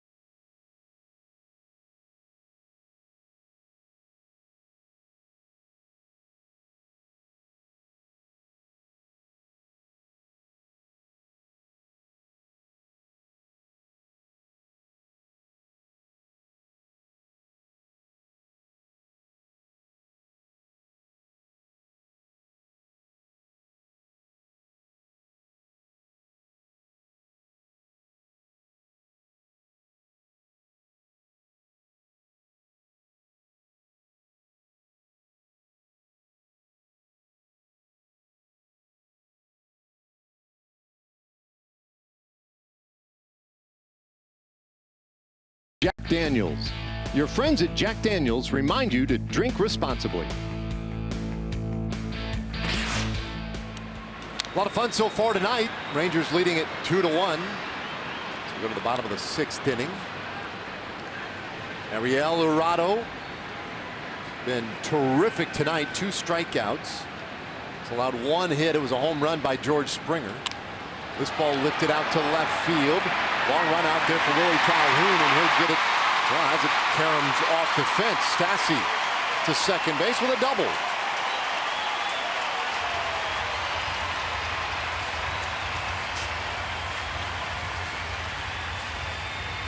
Take a look at the pitch here from Jurado, and you're going to see a fastball that stayed a little bit more elevated than he wanted to. I mentioned the idea of going in as Willie Calhoun misses that ball.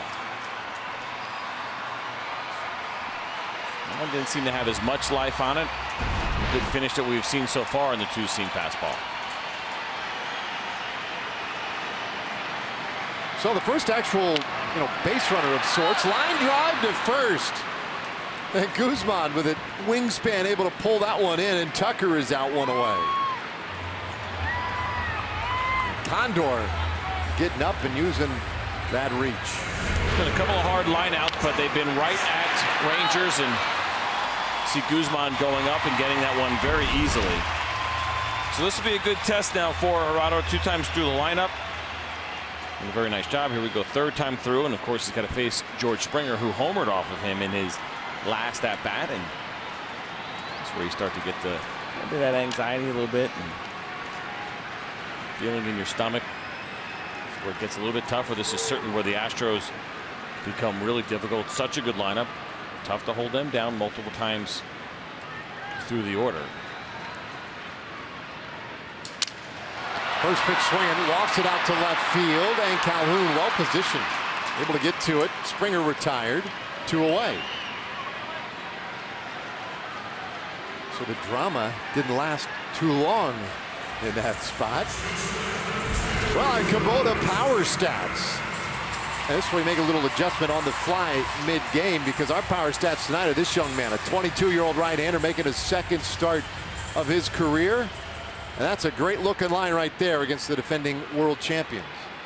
And the fact that he has not walked a hitter, pretty fantastic, and he's got some work to do. Talked about Alex Bregman, and he's got a great walk rate, a guy that gets on base, doesn't chase pitches out of the zone.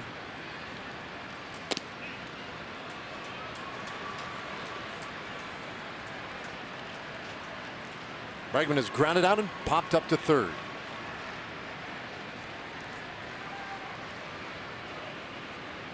It's kind of interesting. As good as he has been, he's actually struggled in these spots. 3rd time through the order, facing the same pitcher. He's hitting just 178. 1st time through 290. 2nd time through 308. 3rd time through just a 178 batting average. The OPS drops almost 300 points for Alex Bregman. Not sure I could come up with a good reason why that would be, to be honest with you. He's so good at seeing the strike zone. Good discipline.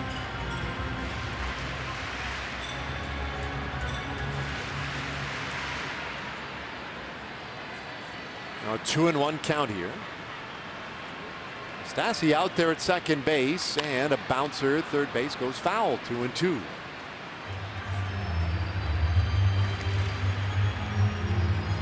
So Jurado, in his 16 starts at Double-A Frisco, worked into the 8th inning 5 times. A guy who really has figured it out, it seems, this year.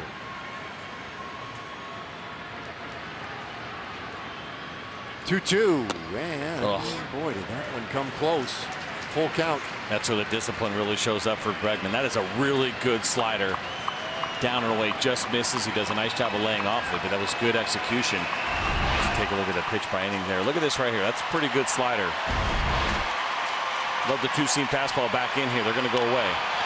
This one hit hard down the left field line. Foul. Oh boy. Get the heart pumping a little bit. Caught a break there. That's the one thing with Jurado, because he does throw many strikes, doesn't walk guys. And he's thinking in a 3-2 count, he probably doesn't want to mess with the edges too much. I'm going to take a chance after you've thrown that slider down and away to come back with the 2-seam fastball, throw it down the middle, let it run in. I like that selection better than trying to go away over the middle of the plate. His first full count of the night. That one right there, that was a good pitch. And Bregman does a nice job of fouling it off. That's a lot tougher to get to for a right-handed hitter, especially when you're protecting with 2 strikes. Watch this two-seam fastball, up and in, really well located. That same pitch, even bell tie is a pretty good one. What you don't want to do for me is just throw that slider for a strike. It's got to be a good one if you throw it. Maybe a changeup, possibly. We'll see. 8th pitch of the at-bat, inside, and so they'll put Bregman on first and second base. And that's now the 29th straight game Bregman has reached base safely. He has the longest active streak in baseball. Here comes Doug Brocail. And a good time to go out. And that was a changeup, by the way, that they threw in that full count, which is a good idea as well. Bregman hadn't seen one up to that point in this at-bat. A lot of fastballs and some sliders. So now they discuss what they're going to do here with Josh Reddick. Reddick has not had very good swings against Gerardo tonight. Two-seam fastball, the changeup may have been very effective. If he locates his pitches here against the lefty, he'll be in good shape.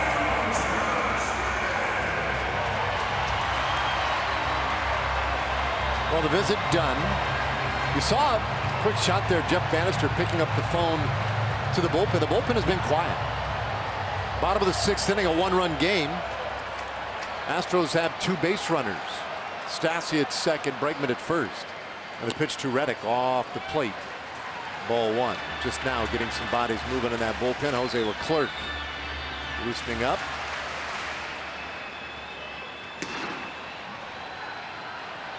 Can Gerardo get himself to the finish line here with the 6th? That's the one right there. That is a beautiful pitch right on the corner. Not a lot that Josh Reddick can do with that. Keep the two-seamer and the changeup out there. I mean, this is perfection as far as putting a ball on the corner. Some room to get it even down a little further. That's a tremendous 1-0 pitch. He's going away consistently here on Reddick.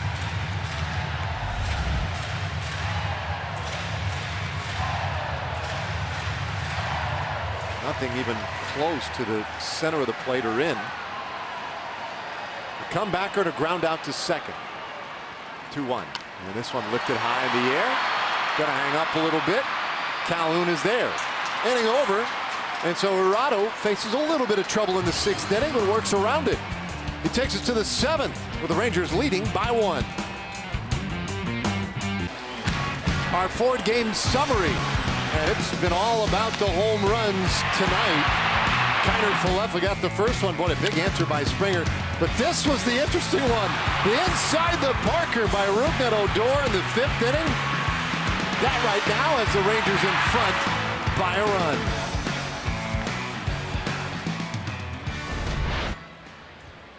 And there's the other big story tonight. Ariel Gerardo, Doug Brocail. Giving him some congratulations. Got the team through 6 innings, and now to the 7th. Odor, who had the inside the Parker, will lead things off against Elvis Andrus, or rather then Elvis Andrus and Adrian Beltre. Ryan Presley, the new pitcher for the Astros, and new in every conceivable way. Presley's got a good arm. We talked about this earlier, the great strikeout rate that he posted with the Minnesota Twins this year. 69 strikeouts to 19 walks in his 51 games. Saw that first fastball at 96 miles an hour. It's a live arm that he has. He throws a lot of 4-seam fastballs. There's a breaking ball. It's a slider. That actually might have been, I take that back, that might have been the curveball at 81. His slider averages around 90 miles per hour.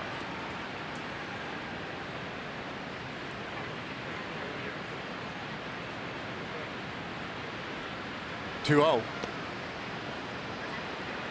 Presley a little bit off the mark here initially. Odor having a decent day. 3 for 3 with an inside the park homer. Counts as a decent day.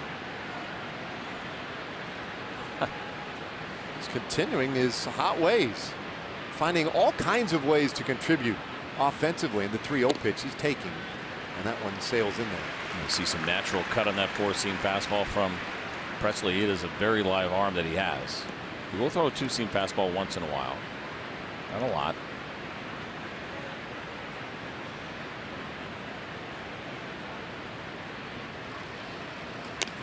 Odor chases one, maybe a little out the zone there. Full count. That's what we have not seen a lot of from Odor in the last couple of weeks. I don't see too many of those offers at pitches that are up out of the zone. And given the way things have gone lately, he's excused every once in a while. 3-2 pitch. Hits this ball well. Out to right field. Gone! Wow, Rougned Odor, a 4-for-4 night with his second home run. And that's a big insurance run for the Rangers. A big one for Rugi, and unfortunately for Ryan Pressly, not the way that he wanted to kick off his Astros career, but he put himself in that 3-2 count, tried to go to the slider, and Odor was all over it. He chased the fastball up out of the zone on the 3-1 count. 3-2. Pressly thought he could just kind of flip that one in there. It's a 90-mile-an-hour slider, and Odor was ready for it. Now the matchup that you've been waiting for. Yes. What? It's over already? Elvis Presley, and on the first pitch, those two conspired to make that a short one. A pop up into center, one away.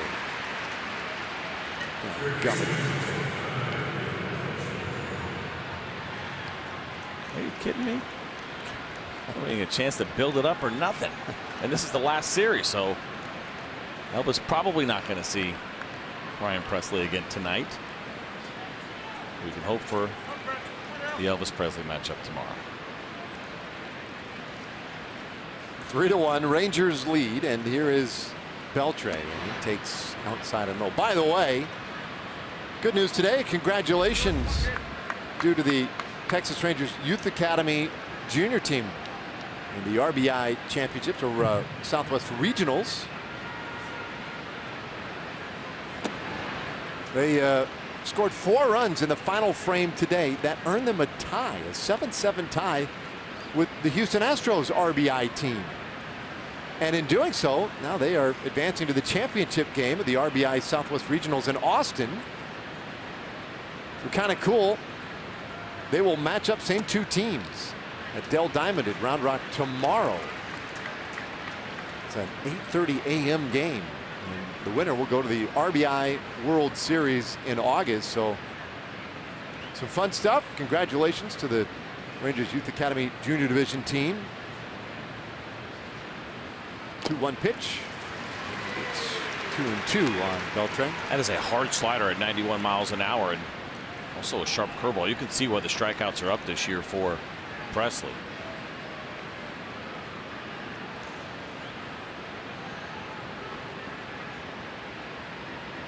Is that a big glove? Seems like he's wearing his big brother's glove or something. There's a swing and a miss. Beltre strikes out, 2 away. Hey, Sunday, August 5th, Rangers-Orioles, 2:05 the first pitch. And, more importantly, the first 15,000 fans are going to get a Ted Williams First Rangers manager bobblehead, courtesy of Sweet Baby Ray's. And you can get your tickets at TexasRangers.com or by calling 972-RANGERS. Check out this mitt. If it's bigger, it just looks big because he might fan it. Oh, bouncer down to first base. Easy play for Gurriel. And that ends the inning. But the Rangers extend the lead. Odor with another home run. This one a little more conventional over the fence. We go to the bottom of the 7th as they stretch the 7th inning in our Who's In, Who's Out pitching change, sponsored by In-N-Out Burger. Well, Jose Leclerc is in for the Rangers. And the guy who was out, how about that kid right there, 22 years old, Ariel Irado. Excellent outing in his second big league start. He looked really good. I was impressed with what I saw. The 2-seam fastball, the usage of the slider at the right time, broke out the changeup once in a while. Anytime you hold this Houston Astros lineup down to just 1 run over 6 innings, you know you've done something pretty well. And just 2 hits on top of it, and not afraid of contact, going right at those guys. All encouraging signs of what you want to see from a young pitcher. Meanwhile, Leclerc's first pitch popped up, foul ground, and Kiner Falefa from out behind home plate makes the play. It's time for Built for Baseball, brought to you by T-Mobile. And for this evening, Ariel Jurado was built for baseball. What a night for him. A really nice job. You saw this leadoff double, and the way that he got out of this line drive here, then he ends up jamming George Springer and just going at each and every one of these guys and inducing some pretty weak contact in a big spot after having a couple of runners on with just a one-run lead, as he has a conversation there with Jeff Bannister, who I am sure is thrilled with what he saw from his young starter tonight. And also probably thrilled that Jose Leclerc did not try to catch that pop-up, because he looked like he was making his way over there. It was one of those ones that was kind of in between, the little triangle there between your pitcher, catcher, and first baseman. He was making his way over just in case somebody didn't call it. And that was a nice play by Isaiah Kiner Falefa.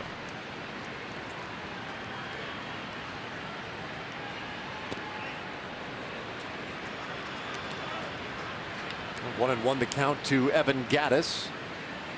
There's the numbers for Leclerc this year. Game number 39. He has been excellent. See that whip at 1.04. You love seeing that. And there's even room for that to come down as he continues to work on eliminating those walks. Well, a comebacker, and Leclerc's throw bothered at first base. Guzman with a great stretch, but couldn't quite hold on to it. Evan Gattis aboard with one out here in the 7th inning.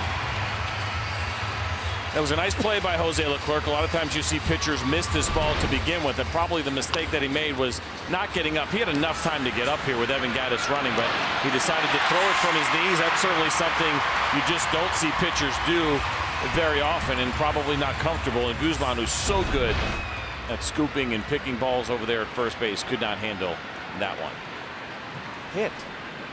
Yeah, that's a interesting scoring decision right there. Call that a hometown call.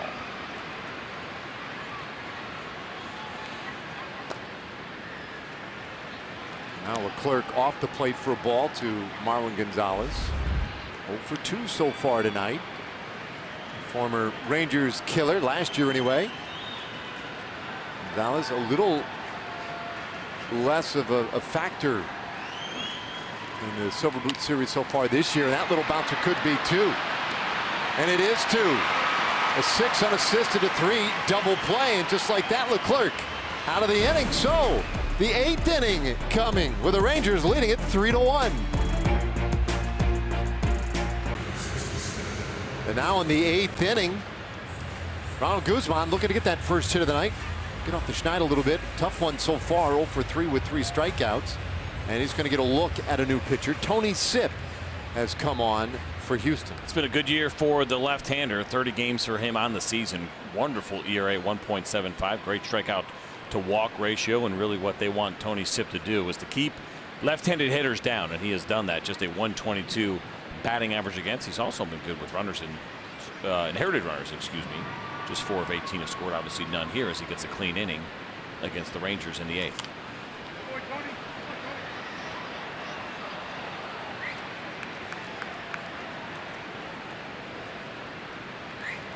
Guzman for the year at 240. He's done some pretty good work this year against Houston. Made his debut here back in April.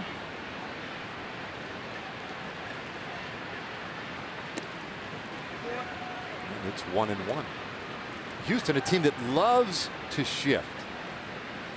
And they will try some of the more unconventional things out in the game. But you can see they played Guzman borderline straight up. Had a little trouble figuring him out so far.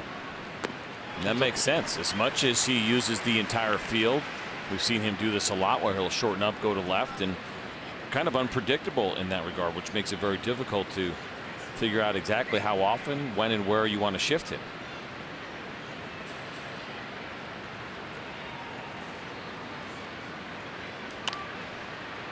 This one high in the air, back of third base, and Davis puts it away.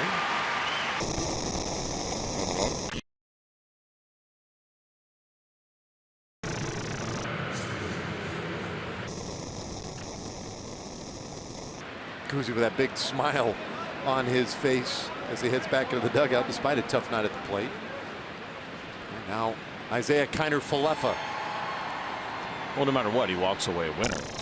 Oh, right. No, he's playing with house money all night, right? Yeah. Anytime you can beat Orbit in a dance-off pregame,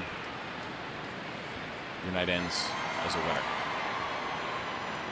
Sip buries one to Kiner-Falefa, who was homered, singled, and struck out looking.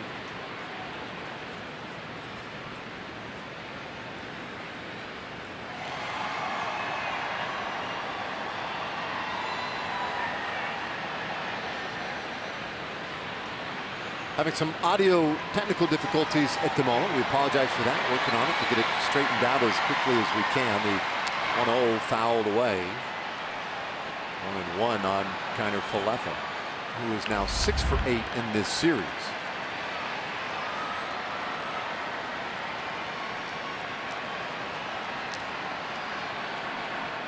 What a big crowd tonight. Just looking around, they're packed up into the rafters. At 42,000 plus here yesterday. We'll be in a similar range again tonight.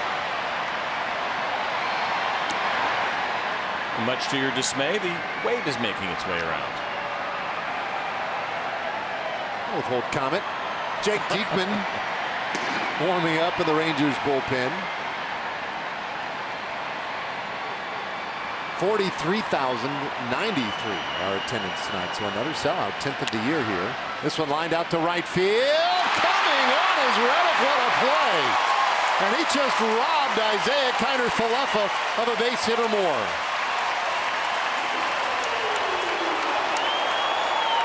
Isaiah standing at first base and kind of hoping that maybe this would be something that'll be reviewed by the Rangers, but it did appear that Josh Reddick was able to pull this in.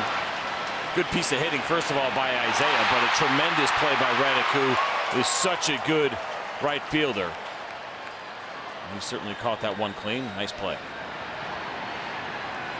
Yeah, he got a great read off the bat. Really quick reaction on that. Enabled him to make the play. So 2 down. Bases are empty for Willie Calhoun. And he takes one low. See Isaiah kind of all business. I am not a big fan of when a play like that happens, the guy that made an out and then tips his cap to the player. I understand it's maybe a nice gesture, but he just robbed you of a hit. I don't love it. I'd be mad. I might tell you tomorrow. Hey, nice catch. That was nice. But I mean, it's not like you did anything wrong. You put the ball in play hard. You did your job right. Sometimes the other guy, you know, it's a good play too. It's not worth acknowledging. We say it kind of figuratively. Yeah, tip your cap to that guy. I don't actually like literally doing it. Well, this one hammered out to right field, and Reddick can't get to that one. Bounces up against the fence, and Calhoun will turn it first with a 2-out single.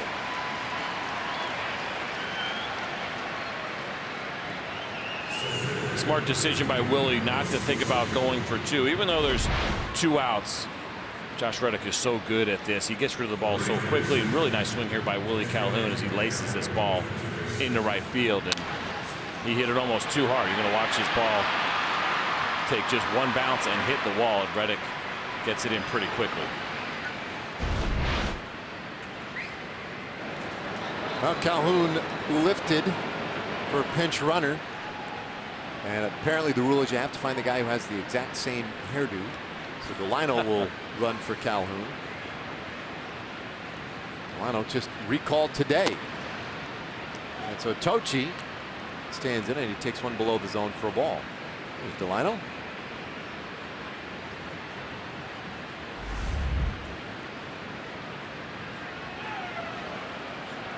I think that's a rule. Real sure. It's a good rule. It would make it really difficult to pinch run. Little limited. Or it would really build up some team chemistry because more guys would try to have the same hairdo. Thank you. Way to turn that the right way. I love it. I love where your head's at. Although, well, if we get the vote on which hairdo, that's where the challenge would really happen. Delino, by the way, did play in 3 games down around Rock. 12 at-bats, had a couple of hits. Tochi lofts this one out to short right field. A routine play for Reddit. So the inning is done. Rangers do get a hit, but leave him out there to the last of the 8th inning now. The Rangers holding on to a 3-1 lead. A lot of the numbers lopsided the Rangers' way, but still just a 2-run game. Hey, manage your dream team in franchise mode. Get weekly stats, roster updates, and more with RBI Baseball 18. Now available at RBIGame.com. It's rated E for everyone. That is a very cool shot right there as we bring you inside now. Bottom of the 8th inning, and Jake Diekman takes over on the mound. So I thought this was kind of interesting as far as watching what the Rangers were going to do in this spot with Delano DeShields and his new haircut, by the way, coming on and pinch running. Well, he's actually going to go to center field as they move the lineup around. Tochi into right and Joey Gallo into left. I wasn't sure, as much as we've heard about Tochi getting those opportunities in center field, I thought this was kind of an interesting part of the game as far as how Jeff Bannister was going to handle it. And Jake Diekman comes on and gets the bottom of the order here against the Astros. First pitch, a fastball off the plate. Diekman, of course, has been rumored to be connected with a number of teams here at the trade deadline. And a swing and a miss at 97 miles per hour. So you see that good velocity. He has it. It's averaged 94, but lately it's been even better than that. We have seen Jake sitting 95 to 98. And the slider has been absolutely devastating this year. There's a swing and a miss again, 97 miles per hour. So 1-2 the count on J.D. Davis. Davis batting 7th tonight for Houston. 0 for 2 so far. The Astros have only 3 hits tonight. One of them a dubious one at that. 2-2. Yesterday, the Rangers took the opener 11-2. Scored 11 runs on 15 hits. Held the Astros to 2 runs on 6 hits.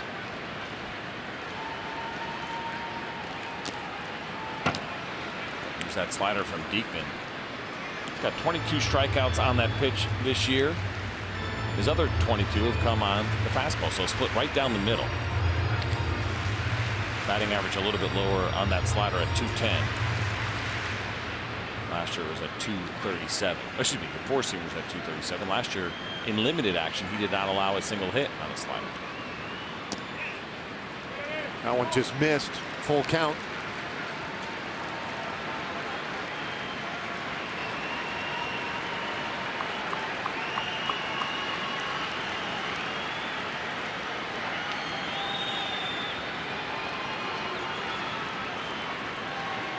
Davis waits at that right side, the 3-2 pitch, a swing and a miss.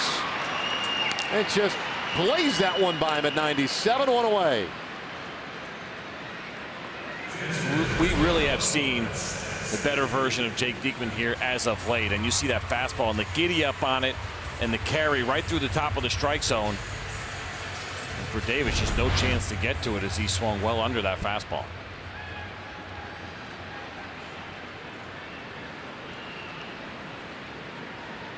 So 1 away, and Max Stassi fouls off strike 1.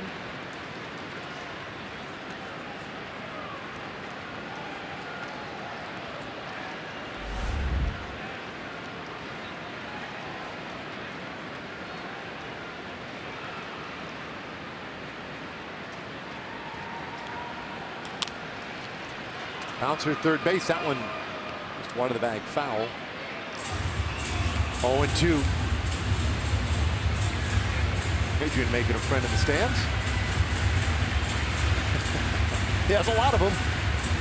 Did we talk about the Eduardo Escobar goodbye tweet last night? We did not. Oh no. my goodness, this is the greatest thing that'll ever happen on Twitter, because I just saw another one from Asdrubal Cabrera, who was traded. A lot of guys want to thank their fans and say goodbye and everything else, and it's really cool. If you haven't seen it, go check out what Eduardo Escobar did. It was awesome. Very nice, sincere message to the fans, to his coaches, teammates across the board. But the picture that he posted was something special. I hesitate to describe it because I'm not going to do it justice. But it's him. It's Target Field with him. I don't know, the same size as the Stay Puft Marshmallow Man. Yeah. From Ghostbusters. I mean, just a huge picture of him and a rainbow going over his head. Right. Arms extended. Yeah, it was so fantastic. Worth your time. Check it out. Eduardo Escobar's goodbye tweet to Minnesota Twins fans. Blue tuxedo. It was awesome.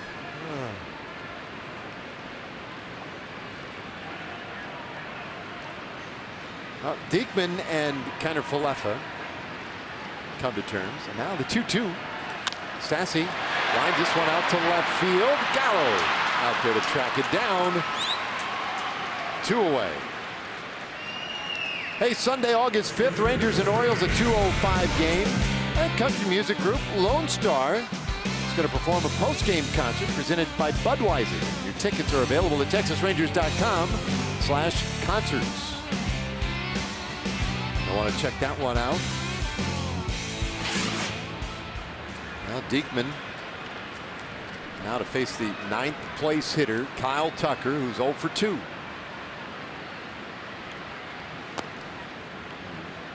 Just misses the outside corner. The situation that the Astros are in right now, they don't really have a viable pinch hit option from the right side. Jose Altuve obviously still not back in the lineup, but active now on the DL. The only other righty they have is Martin Maldonado, their backup catcher. And we did see him pinch hit yesterday. And I don't think he would hit for Reddick, third. And this would be the one spot that maybe you would use him. I don't know if it's because it's 2 outs and nobody on that AJ Hinch prefer not to. Tucker's only got 5 at-bats against lefties. He is, though, 2 for 5 in those spots. He's ahead 3-0 here.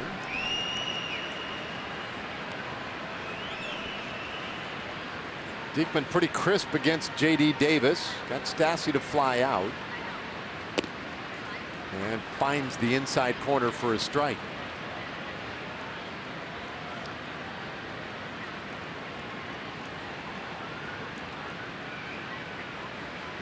Pitched really well the other day, Thursday at home against Oakland. Had a couple of strikeouts in a perfect inning. And fights back here against Tucker. 3-2. 2 out, nobody on.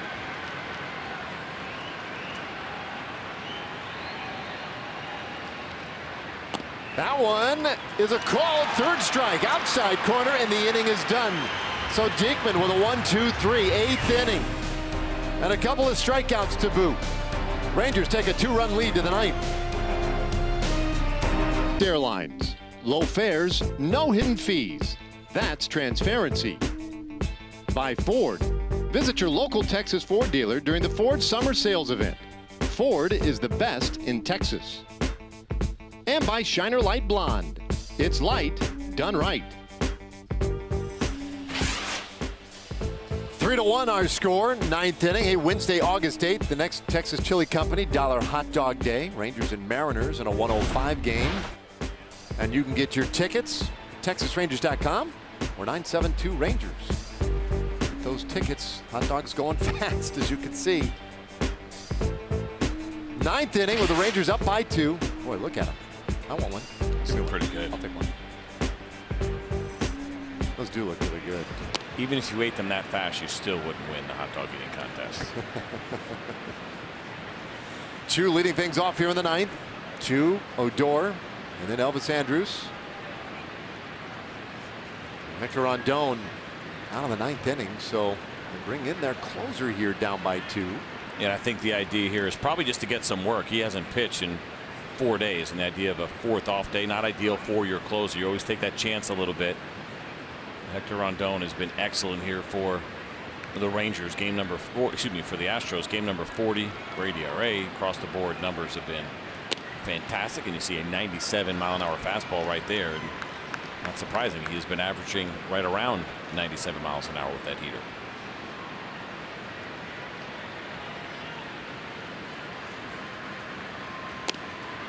Puts that one on the corner for a strike. 3-1 to Chu.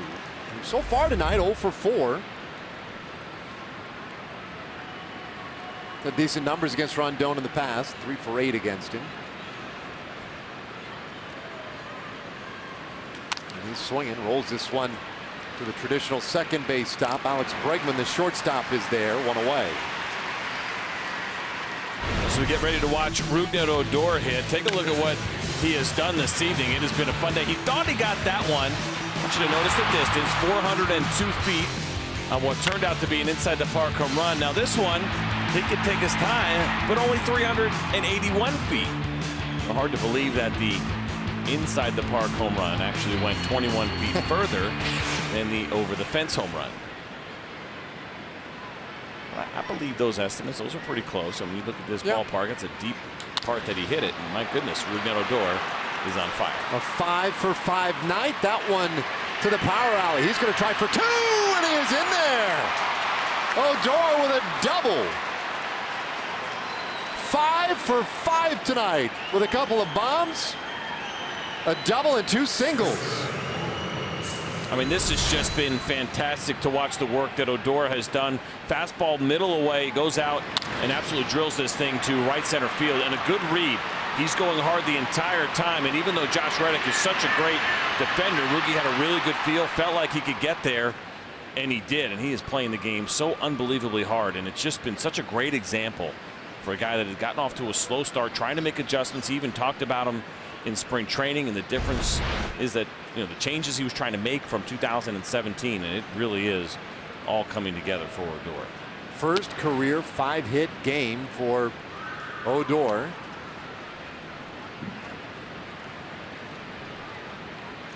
Now 15 doubles for the season. Great hustle.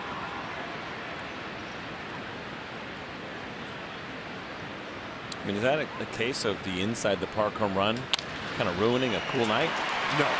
Ground ball through to the right side. Odor will stop at third, and the throw comes through, and Andrus goes to second base. Great base running by Elvis Andrus.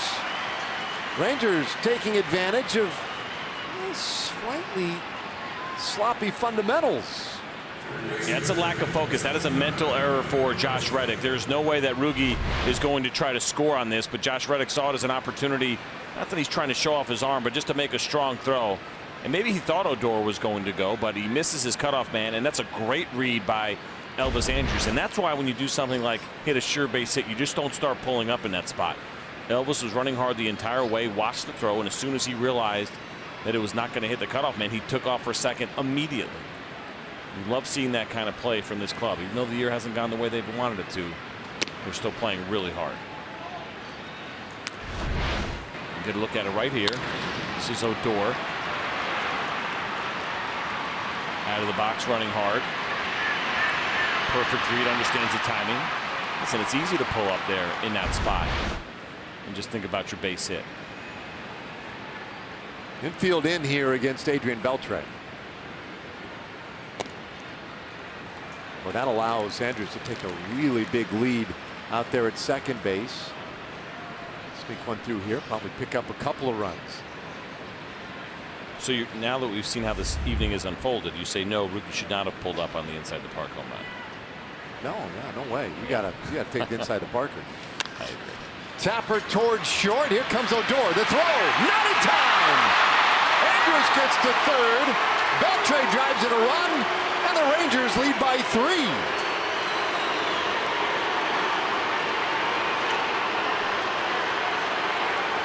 These fans, they love it. Rougned Odor just put on a clinic as far as running the bases, and he really has the entire night. It was fantastic. This is a case, Alex Bregman was a very good defender, has made some very good throws over the course of his career, and this one was really close. I'm not saying you necessarily want to take the out, because the idea of the Rangers getting that 4th run across the board certainly changes some things in how you approach this game as we're in now the 9th inning. Yeah, that's a big run. It was a good attempt. You know, it's easy to say should have thrown it to first and taken the out, but it's a good aggressive play on both sides. Right now, Odor's making all of it happen. Really running the bases well in addition to the great hitting. So Runners on the corners. Beltre on via the fielder's choice. Gets the RBI. And now Gallo, who is 0 for 3 with a walk. And he takes a fastball a little bit low for ball. It really is amazing. We talk about it a lot. Closers in non-save situations and the struggles that they seem to have. And that's Hector Rondon right now.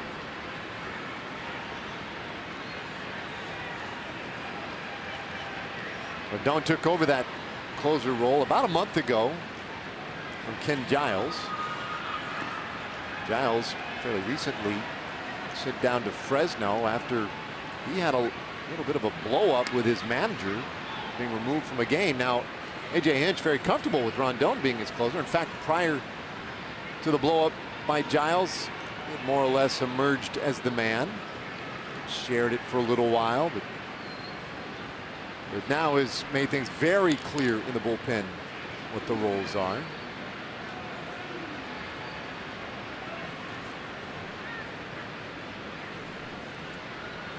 Meanwhile, Gallo here continues to have good at bats and in a favorable count, 2-0. And he hammers this ball deep to center field. Gone! A no-doubter by Joey Gallo, and that's number 26 on the year. The Rangers have just opened up a can of whoop here in Houston.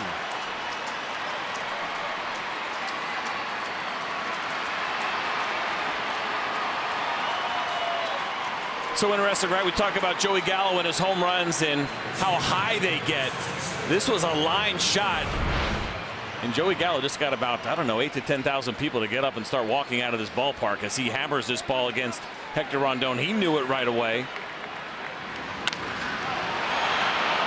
This one got out of here in a hurry over the Astros bullpen.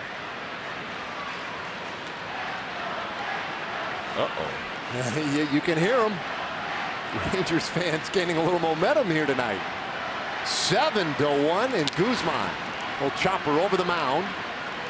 Marlon Gonzalez going across his body. Gets Guzman for the second out of the inning.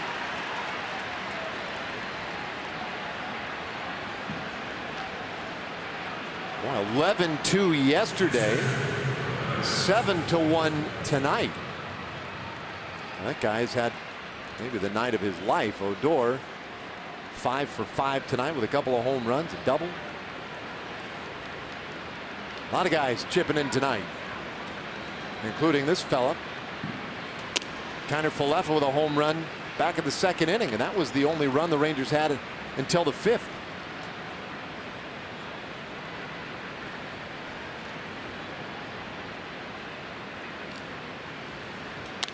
In fact, for Kiner Falefa, 3 of his career 4 home runs have been in this ballpark. Austin Bibbins-Dirks warming in the bullpen.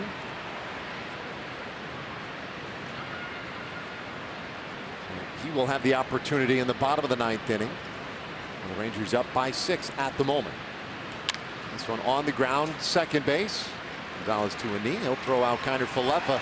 The inning is over, but the Rangers add 4 more runs. Couple of big moments. Odor picks up his 5th hit of the game. He scores on a fielder's choice, but then Gallo caps it with a majestic home run to center field. And the Rangers up by 6. As we go to the bottom of the 9th inning. Now the top of the order coming for the Houston Astros. Springer, Bregman, Reddick, and Austin Bibbins-Dirks, the guy who gets the call here in the 9th inning. So the right-hander will get an opportunity to close things out here with the Rangers leading it by 6. We saw Kella up earlier, but once the Rangers put the 4 runs on the board, Jeff Bannister decided to go to ABD, and Austin Bibbins-Dirks this year. Take a look at the arsenal for him, and it's a full one. Of course, we know we've seen him in the rotation as well, so it's fastball, slider, changeup, curveball, and the 2-seam fastball. That's sinker. And really, outside of the 4-seam fastball, everything else used pretty evenly across the board for ABD.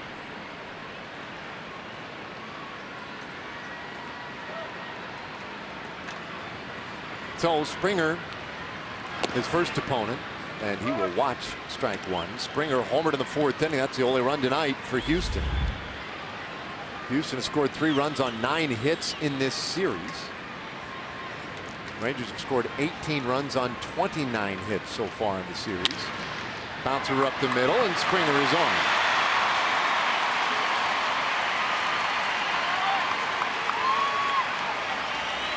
Tomorrow we'll wrap up this 3-game series with a little afternoon tilt. Pregame will begin at 12:30 here on Fox Sports Southwest. Our Ford probables: Mike Minor, pretty good ERA after the All-Star break in his career. He'll have the ball for the Rangers. Lance McCullers Jr. Last 6 home games, he's been very good for Houston, and so that will set up the finale, not just to the series, but the season series between these two teams. Bregman pulls the first pitch foul for a strike.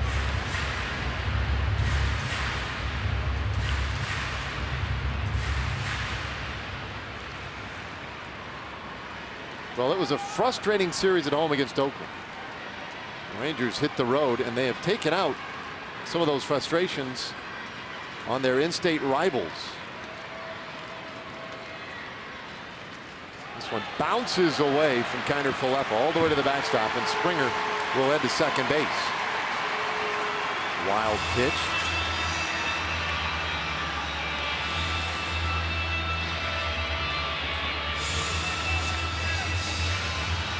And Kiner Falefa out there to have a quick chat with Bivens Dirks. All the hyphens.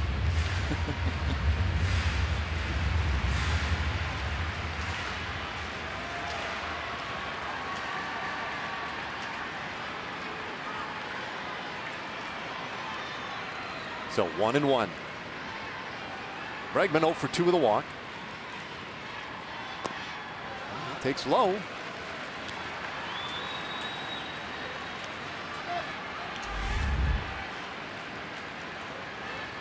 A lot going on in this one tonight. Notable achievements and efforts. Ariel Irado hoping for his first big league victory if Bivens Dirks can finish it off. 3-1 the count, and already conversation with the bullpen. And Doug Rocale checking in down there. Well, 7 of the 8 runs tonight have been scored via the home run, including that inside the park home run. Baseball golf high in the air down the left field line. Could be trouble. It is gone. 22nd home run of the year. That makes it a 7-3 ball game.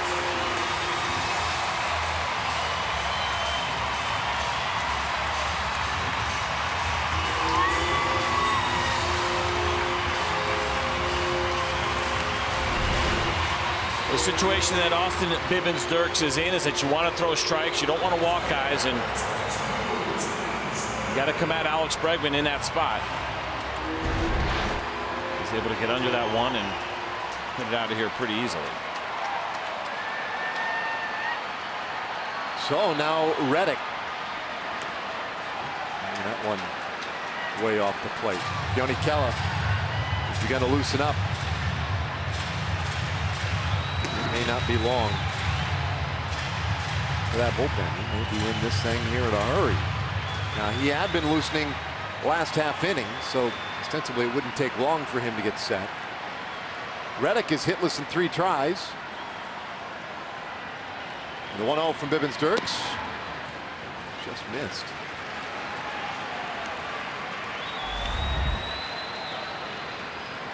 Well, it was a 3-1 game going into this inning. Rangers scored 4 huge runs in the top of the 9th. Wow, aren't those important now? They're the difference in the game. Reddick pops this one up back of home plate. Over on that third base side, Beltre. They're going to give way. That one comes all the way back. No, it hit in the rafters in foul ground. That's a dead ball. That'll be a foul ball. If it hits in the rafters in foul territory, then it's a dead ball. If it's in fair territory, then you can play it. I wonder if that was going to come back at all, though. I mean, it was really hard to tell off the bat. And it's unfortunate. Those are the ground rules here. You really can't see a lot, but watch Adrian. He'll give you an idea of whether or not this is going to be in play. Watch Isaiah kind of Falefa, and then all of a sudden that's when it hit the rafters. I don't know, it would have been close. It would have been really close. Good job by ABD, by the way, to catch that. 2-2. The count on Reddick.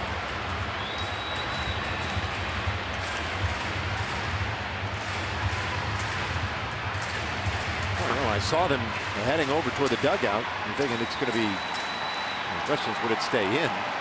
Next thing you know, they're catching that ball in their territory. It's not very windy in here. Not that windy. Here's the 2-2. It's all full count now. One of our heroes tonight, Ariel Dorado. I think he's a little nervous. I mean, a little bit, right? He's got to be. Trying to hang on for that first W, absolutely.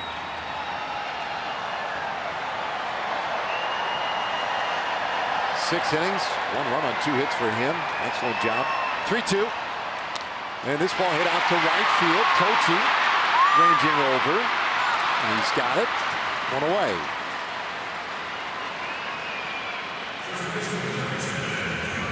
Now, the more we see Tochi in the outfield, the more you kind of like watching that defense. Yeah, he covers some good ground. He's pretty smooth out there. Not sure what that sign is. Starting his motorcycle? That might have been it. I don't remember. Short arming it? I don't know. Now here's Gurriel. He takes ball 1. Gurriel also 0 for 3 so far tonight. Average below 300 for him. Very good hitter. And he takes a strike, 1-1. Leclerc and Diekman both excellent in the 7th and 8th innings in relief of Dorado. And now Austin Bibbins-Dirks is 1-1. A little tapper foul.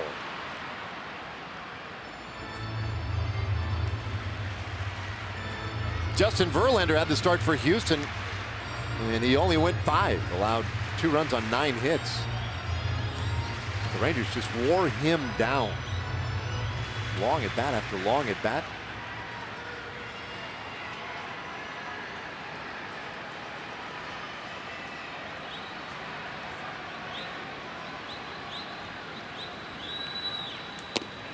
I wasn't sure if I was losing my mind or what was going on here. In left field, is that they make their own clouds here? Or? Got a weather situation brewing. Oh, what's going on? Is that from fireworks? They don't have any fireworks in here, did they? Yeah, the home run. Oh, that just sits there. Just to give you an idea what the wind's doing in here. Nothing. Down in the dirt. Yeah, you don't. We're just going to start raining right over Joey Gallo. It's a pretty cool little feature if you can manufacture that all the time. I'm just glad that everyone else sees it, to be quite honest. I wasn't sure it was just my brain. I was like, uh-oh. Here's the payoff. And a swing and a miss. Gurriel strikes out, 2 away.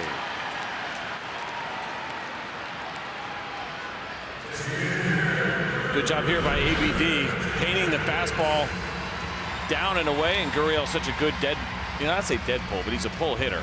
If you can locate down and away, it's a really good spot to him. And for Dorado, now a second big exhale, and 1 more to go.